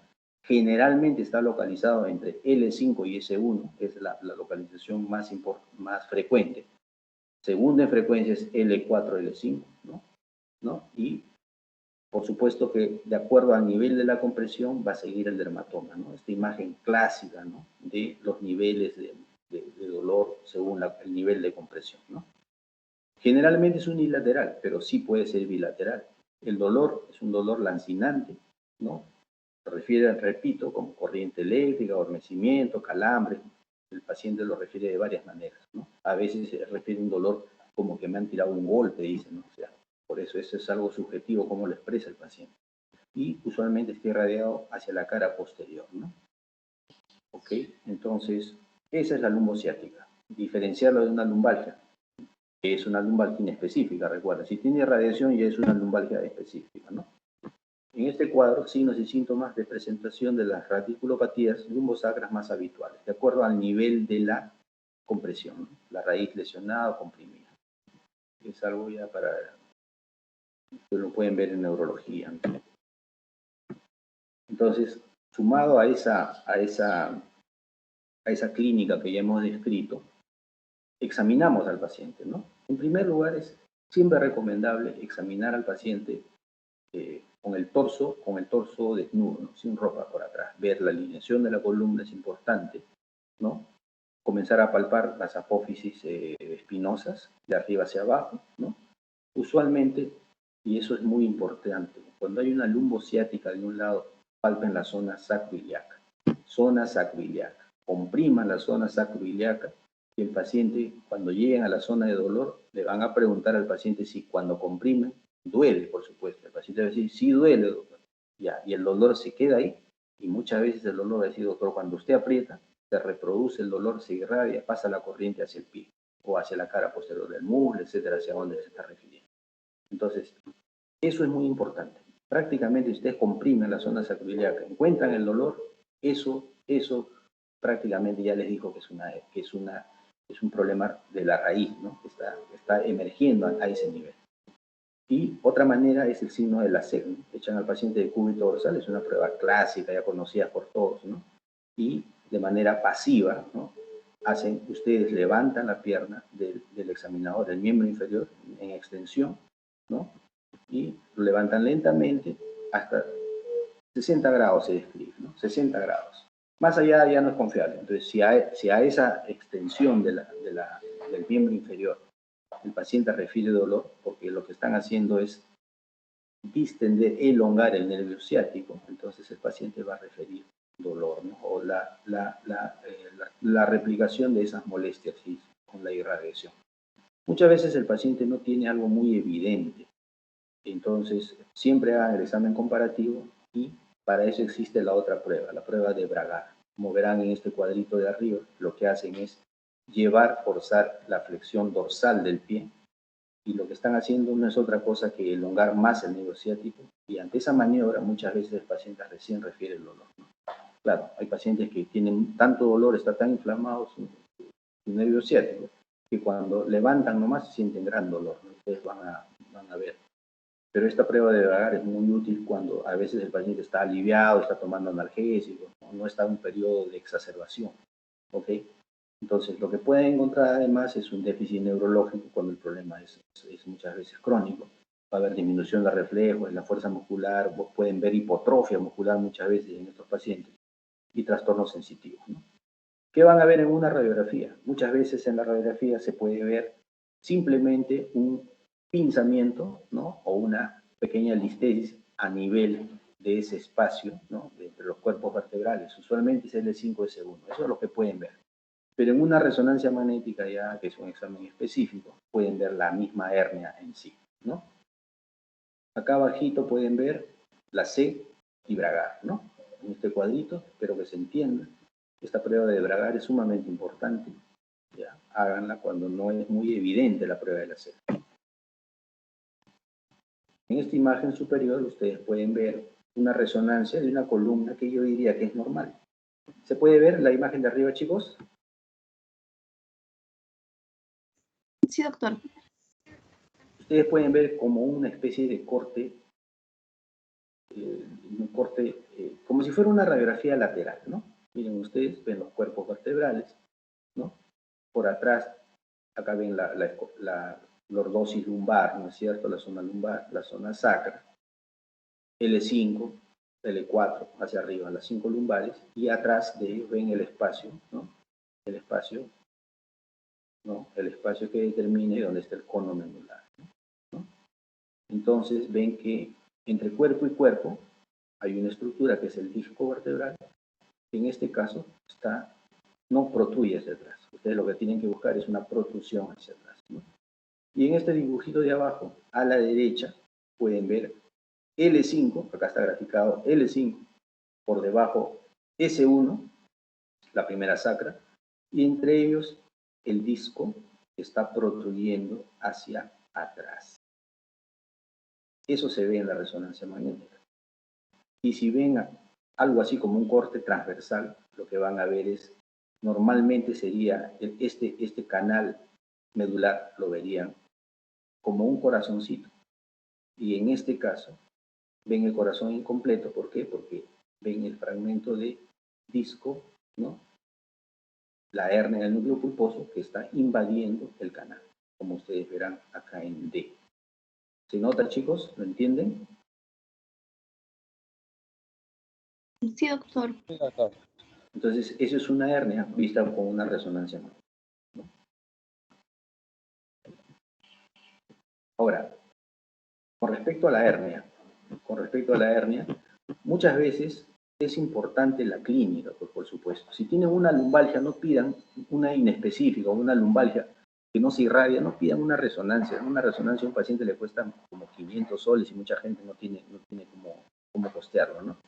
La clínica es importante. Si al paciente se le irradia el dolor lumbar hacia el miembro inferior, con lo que ya hemos descrito, las parestesias y todo, bueno, se ameritaría, ¿no? Pero muchas veces hay pequeñas protrusiones, ¿no? El radiólogo informa la resonancia magnética como una protrusión. ¿Y por qué? Porque muchas veces esa protrusión o esa invasión hacia atrás no comprime raíces nerviosas, ¿no? Hay un paciente que puede estar sin síntomas, le toman una resonancia y puede encontrar una protrusión o aparentemente una hernia. Pero si el canal es lo suficientemente amplio y no comprime esa protrusión hacia atrás, hacia el canal, no comprime ninguna raíz nerviosa, el paciente no va a tener síntomas. Y en ese caso, ¿cuál es el tratamiento? Nada, no hay que hacer nada, ¿no? Es simplemente un hallazgo que uno encuentra, un examen. ¿Ok? Entonces, la clínica es lo que manda. Y la resonancia, bueno, pues puede complementar, ¿no? El estudio, dejar simplemente la evidencia de que efectivamente está la hernia. Ok. Pasamos al síndrome de compresión del nervio mediano, ¿no? Que es una patología frecuente también, el síndrome del túnel del carpo. Vemos en la imagen de arriba, ¿no? El túnel del carpo, ¿no? Por delante vemos el ligamento transverso del carpo y en ese túnel discurren los tendones flexores y el nervio mediano en amarillo, ¿no? Entonces, algún fenómeno inflamatorio, algún fenómeno tumoral, alguna fractura de muñeca de radio distal, algo comprime al nervio mediano y causa los síntomas, ¿no? Entonces, la patología es variada, ¿no? Las causas se asocian a múltiples causas un síndrome del túnel del carpo. La compresión del nervio mediano en el túnel del carpo va a producir isquemia, alteración de la conducción nerviosa, eso va a causar dolor. Existe una prevalencia entre 2 a 3% en la población. Se dice que es más prevalente en mujeres, en mayores de 55 años, tiene relación con tareas con salud ocupacional desde el punto de vista de ciertos tipos de tareas. Las secretarias que están mucho tiempo usando el mouse, por ejemplo, ¿no? Están comprimiendo la zona volar de la muñeca contra la mesa. Se relaciona a eso, se relaciona a tareas donde existe vibración, por ejemplo, trabajadores que trabajan con martillos neumáticos, esos que rompen el concreto, que vibra, también se relaciona con ese tipo de problemas. Y se ha visto que también que hay predisposición cuando hay diabetes mellitus, artritis reumatoide, el embarazo es frecuente, la obesidad, enfermedad tiroidea, o sea, hay una serie de factores de riesgo, ¿no?, asociados a síndrome de túnel del carpo. Pero nunca se olviden que puede ser ocupacional y que hay cosas que se pueden corregir de una manera sencilla. Por ejemplo, el uso del mouse, ¿no? Existen unos mouse que no son así los convencionales, sino que tienen forma de joystick, como una palanquita que uno agarra, ¿no?, con toda la mano y que tiene los botones dispuestos convenientemente, ¿no? Lo que estaría apoyando uno ya sería en la cara lateral de la muñeca, ¿no?, evitando la compresión del nervio mediano, ¿no? Entonces, esos joysticks ergonómicos existen en el mercado, no son muy frecuentes encontrarlos, pero es una de las maneras como uno tiende a solucionar estos problemas, ¿no? Bien, esta isquemia del nervio mediano, cuando es prolongada, va a producir una lesión axonal y puede producir una lesión irreversible del nervio, ¿no? Entonces nosotros debemos actuar antes que esto suceda, ¿no? Vemos este dibujo clásico, ¿no?, de las zonas de inervación, ¿no?, las zonas sensitivas, ¿no?, de los 3 nervios que vemos acá, ¿no?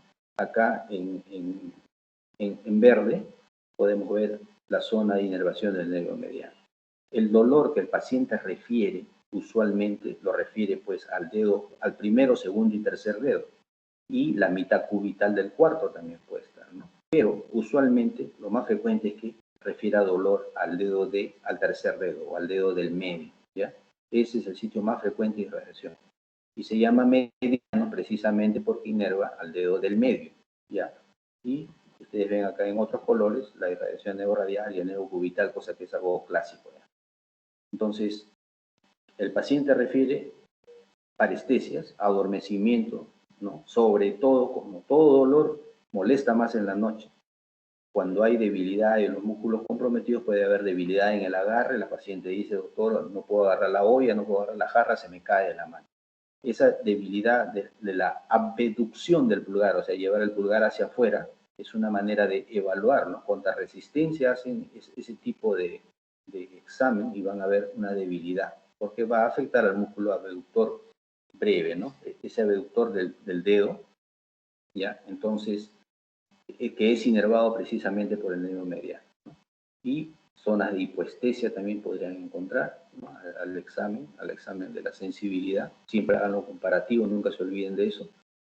Y el examen o el diagnóstico se basa mayormente en la clínica, ¿no? El signo de Fallen es un signo bien fácil de hacer, el signo de Tinel, y el signo de Flick, que se dice que es un signo mucho más específico, ¿no? La electromiografía, básicamente para ver lesiones del nervio, ¿no?, si hay una lesión reversible o una lesión irreversible. Por favor, el diagnóstico se basa en la clínica, nunca lo olviden, ¿eh? El signo de Tinel consiste en percutir justo en este pliegue de la muñeca, en el pliegue de la muñeca, ¿no?, en la cara volar de la muñeca, sobre el ligamento transverso del carpo, ¿no?, percutir, y ahí uno percute el nervio mediano. Lo puede hacer con un martillo del examen neurológico, eso de Hebe, lo puede hacer con el dedo, como en este caso, y el paciente va a referir la corriente eléctrica, ¿no?, la irradiación hacia la zona conocida ya de inervación, principalmente al dedo del medio. El signo de Fallen consiste en hacer esta flexión palmar de la muñeca, ¿no?, y hacer contacto de los dos dorsos de la mano y mantenerlo así, en esa posición. ¿Qué están haciendo? Están haciendo simplemente una compresión mayor del nervio mediano, ¿no? Entonces le piden al paciente que haga que permanezca en esa posición y le comienzan a preguntar qué siente, ¿no? El paciente va a decir, doctor, se me adormece más. ¿A qué dedos? Y mueve los dedos, a esos dedos se me está adormeciendo más. Eso es un test o un signo de Fallen positivo, ¿no? Es bien sencillo de hacer y es bien específico, ¿no? Entonces ustedes encuentran un test de Tinel o una prueba de Tinel, ¿no? Que pueden encontrar en diferentes grados, ¿no? Una cosa leve, una cruz sobre 3 cruces, una cosa moderada, 2 cruces sobre 3 cruces, algo evidente, 3 cruces sobre 3 cruces, ¿sí? Lo mismo con el test de Fallen. Lo que dijimos, el signo de Flick, ¿ya? Se dice que es el más específico de todos los signos. Ustedes le preguntan al paciente, a la paciente, señora, cuando usted tiene esas molestias, ¿cómo le alivia el dolor? ¿Cómo hace usted algún tipo de maniobra, movimiento para aliviar el dolor? Y si la paciente agita la mano en el aire, como quien está bajando el termómetro, el mercurio del termómetro, como uno hace para bajar el termómetro antes de medirse la temperatura, ese movimiento, ese es el signo de Flick, ¿no? Y ese es el signo de Flick, sería el signo de Flick positivo, ¿ya? Y en este caso tiene un gran valor diagnóstico, ¿ya? Entonces acá dice signo de Flick, signo con mayor valor predictivo. Es positivo cuando el paciente, al ser interrogado, menciona que los síntomas empeoran por la noche y mejora agitando la mano de la misma manera que lo hace para bajar un termómetro. Eso se entiende, ¿no? Sí, doctor. Sí, doctor. Muy bien. Ven abajo el signo de Fallen, ven la figurita, fácil de entender. Existe el signo del Fallen inverso, que es simplemente, es como si estuvieran rezando, lo que hacen contacto son las palmas de las manos, ¿no? También se llama signo de Fallen inverso, se describe. Abajo el signo de Tinel, la percusión en esta zona, y el signo del círculo, ¿no? En este caso, el signo del círculo, el paciente intenta poner el primer dedo al segundo, ¿no? Haciendo, como dicen, el circulito, ¿no? Como diciendo, ok, así, circulito, diciendo, bacán, ¿no? Y en este caso, cuando hay compromiso del nervio mediano, no es capaz de flexionar correctamente las falangetas, mejor dicho, las falanges distales, ¿no? Y no hace el círculo completo, sino lo hace medio estirado, ¿no? En algún momento, la alumna que expuso eso hoy en la mañana temprano dijo que es como si estuviera fuera la boca de un pato, ¿no? Porque no hace el círculo completo, solamente hace contacto con la cara palmar de los dedos, ¿no? La cara volar. ¿Ok? ¿Se entiende, no? El signo del círculo.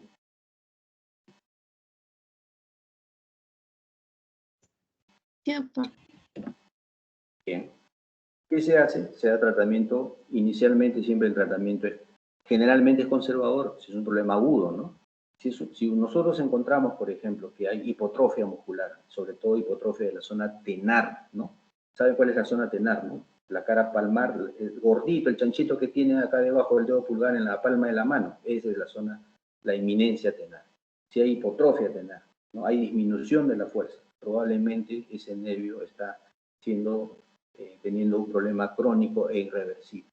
Debemos descomprimir el nervio, ¿no?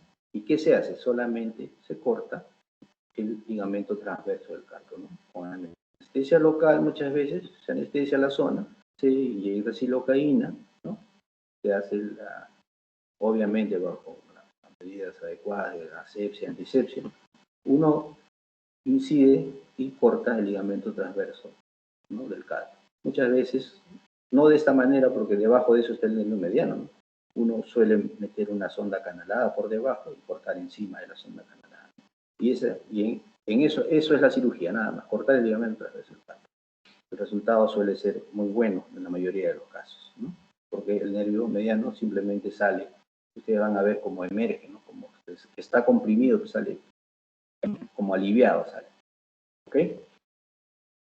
Una patología que no es muy frecuente, pero que se describe también el síndrome del túnel del tarso, ¿no? En este caso es la compresión del nervio tibial en el túnel del tarso. El túnel del tarso está localizado acá donde ustedes ven, por detrás del malleolo interno o el malleolo tibial, ¿no? Como ustedes verán, ahí discurre el tendón flexor largo de los dedos, ¿no? Flexor largo de los dedos, la arteria y el tendón del flexor largo también del halus, ¿no? O sea, el primer dedo. ¿Ok? Entonces, ahí pasa el nervio tibial en ese túnel del tarso y es un fenómeno compresivo, al igual que un síndrome de túnel del carpo, que es un síndrome de túnel del tarso, ¿no? ¿Qué lo puede causar? Obviamente algo que lo comprime, que puede ser una inflamación del tejido sinovial, una sinovitis, el callo de una fractura, traumas a repetición, alteraciones del eje, del talón, del calcáneo valgo, por ejemplo. O sea, si ustedes ven al paciente de atrás hacia adelante, pueden ver el talón que sobresale hacia afuera, ¿no? Eso es un calcáneo valgo. Y eso puede estar distendiendo la zona del túnel y estar haciendo una elongación del nervio y causando el problema. Obviamente, si el paciente tiene sobrepeso, es obeso, mayor riesgo. Si tiene artritis reumatoide o tiene varices muchas veces que pueden un paquete varicoso que puede comprimir esta zona, puede ser la causante. El paciente va a referir un dolor urente, retromalleolar, por detrás del malleolo, pero eso se va a irradiar muchas veces a la zona plantar del pie, ¿no? Va a aumentar cuando el paciente apoya la planta y se puede irradiar hacia la zona plantar simulando una fascitis plantar, dice. Bueno, es un poco difícil. La fascitis plantar es el dolor a nivel de la cara, de la inserción de la fascia plantar en el calcáneo, en la cara plantar del pie. Bueno, es otro tema. Entonces, cuando existe esto, ¿no? En esta figura, por ejemplo, ¿qué está haciendo? Está percutiendo, ¿no? Detrás del malleolo interno de la tibia, ¿no? Y esto es el tinel, ¿no? También. ¿Y qué cosa va a sentir el paciente cuando comprime el nervio y está afectado? Disestesias eléctricas a la percusión. Y ven en esta figurita de flechas rojas cómo se puede irradiar el dolor, ¿no? Entonces, la maniobra de flexión plantar e inversión va a aumentar las molestias, ¿no? Ya, ese movimiento de pie aumenta. Y uno también puede hacer la prueba diagnóstica infiltrando en esta zona silocaína, ¿no? Si uno infiltra silocaína, ¿no?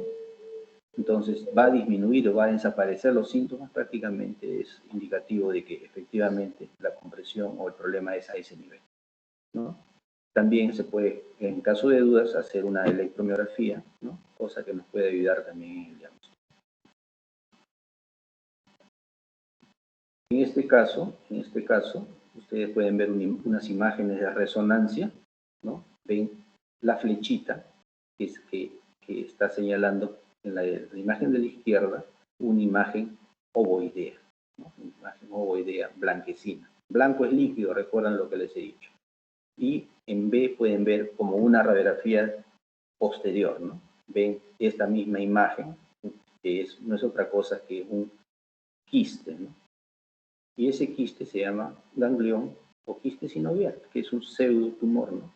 Simplemente nace de la articulación o en este caso de alguna vaina tendinosa, ¿no? Es un acúmulo de mucina, ¿no? Y ustedes lo pueden ver en vivo en esta foto donde se ha hecho la incisión, ¿no? Y se observa por esta flecha el quiste sinovial, que parece una perla, ¿no? Eso es un quiste sinovial simplemente retirado. ¿Qué está haciendo el quiste sinovial? Está dando síntomas porque está comprimiendo y causando este síndrome de túnel del tarso, ¿no? Puede ser la causa del dolor, simplemente un problema compresivo. ¿Ok? Entonces, en esta cirugía, el causante de este problema es un simple ganglión o quiste sinovial. La misma cirugía, ¿no? Donde se ha retirado el quiste sinovial, en este caso lo han sacado entero, ¿no? Si uno lo incide, va a ver que sale el contenido mucinoso, un contenido parecido al moco, por eso se llama mucina, ¿no? Una vez retirado, se libera ya de la compresión, ¿no? Entonces se soluciona el problema. Es una de las causas sencillas de solucionar por un ganglio. Entonces el tratamiento inicialmente es un tratamiento conservador con antiinflamatorios, infiltraciones en esa zona si es un problema inflamatorio, plantillas en el caso de que haya alguna alteración del talón, un calcáneo valgo, ¿no? Ustedes ven un calcáneo valgo, el talón hacia afuera, pueden dar una plantilla con una cuña, ¿no? Con una cuña interna en el talón. Entonces eso hace que se realinee el talón. Ese es el uso de plantillas, simplemente para realinear. Bajar de peso, por supuesto, rehabilitación, ¿no? Hacer medios físicos antiinflamatorios. Y el tratamiento quirúrgico, usualmente, cuando no se soluciona de manera conservadora, es liberar el retináculo, ¿no? Ustedes pueden ver acá el retináculo de los flexores, ¿no? Que es algo equivalente a un ligamento transverso del carpo, en este caso se libera y se alivia las molestias. Esto es el síndrome del túnel del tarso, que es poco frecuente y nunca he operado, ¿no? Y no son casos muy frecuentes, ¿no? A diferencia del síndrome del túnel del carpo, que es sumamente frecuente y que es que nosotros operamos con mucha regularidad en el. Ok, ¿alguna pregunta, chicos?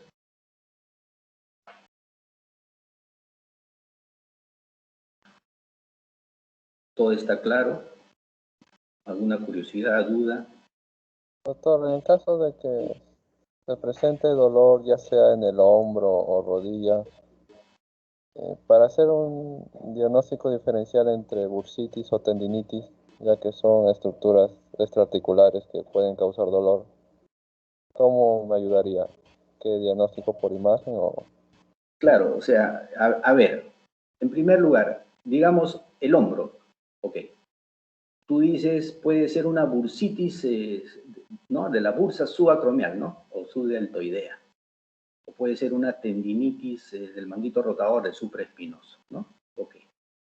Entonces, mira, el tratamiento suele ser el mismo, ¿no?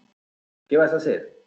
Puedes inmovilizar, darle un cabestrillo al paciente, darle un antiinflamatorio que vaya a hacer rehabilitación, ¿no? Y si esto no mejora, puedes infiltrar.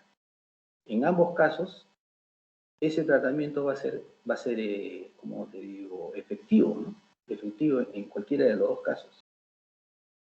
Pides una resonancia y ¿qué te va a informar la resonancia? Probablemente una bursitis y también una tendinitis, ¿no? Porque hay mucha cercanía, ¿no?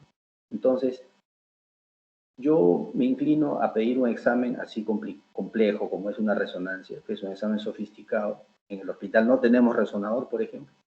Y el paciente, si yo le mando pedir una resonancia, claro, él se la va a hacer, pero va a regresar en un mes, ¿no? Y mientras tanto, no voy a ver al paciente, no lo voy a seguir, ¿no? Entonces, muchas veces uno lo toma como dije, como sinónimos, ¿no?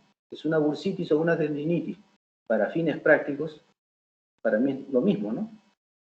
¿Ok? ¿Entiendes cuál es la idea? Ya, doctor, sí, sí entiendo. Entonces, Ahora, en rodilla, ¿no? Tú dices una tendinitis patelar, ¿no?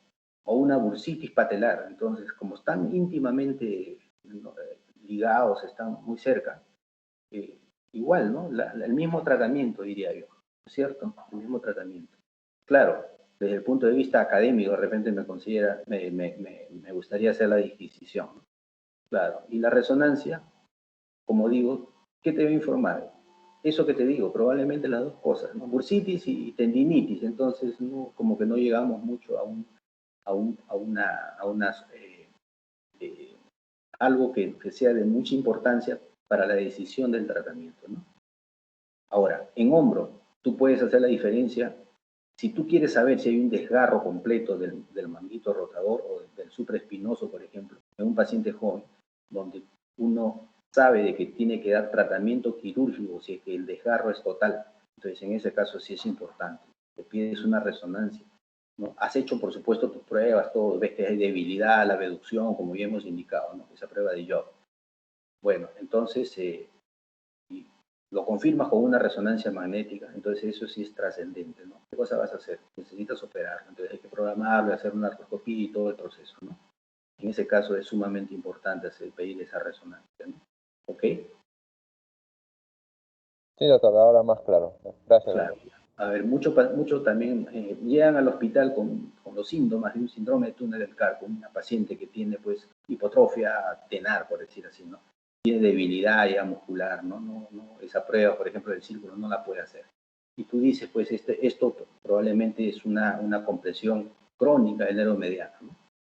Entonces, ya tú hiciste el diagnóstico clínico, ¿no? Tinel, Fallen inverso, todo, ¿no? Ya es un síndrome de túnel del carpo, pues, ¿no? Cantado. Entonces, para mí sería una crueldad agarrar y decirle, ya, tómate una electromiografía. Ah, ya, doctor. Acá en el hospital no, acá no se hace. ¿Dónde? Ah, en el Instituto de Ciencias Neurológicas. Ah, ya. Se va al Instituto de Ciencias Neurológicas. No hay cita, lo citan en un mes, ¿no? Aparte de que le cuesta. Y después llega el paciente luego de un mes y te responde síndrome de túnel del carpo. O sea, si ya clínicamente lo has determinado, a ese paciente tienes que darle tratamiento, ¿no? Quirúrgico si es que lo requieren. y es como que lo hacemos padecer al paciente. Mandamos un mes más y después de un mes regresa con algo que uno ya sabía, ¿no? Entonces, uno tiene que considerar también ese tipo de cosas, ¿no? En los exámenes auxiliares, como su nombre dice, son auxiliares, pues, ¿no? Lo más importante es la clínica, ¿no? Eso creo que siempre debe prevalecer en nuestro criterio médico. ¿Otra pregunta, chicos? ¿Alguna otra duda?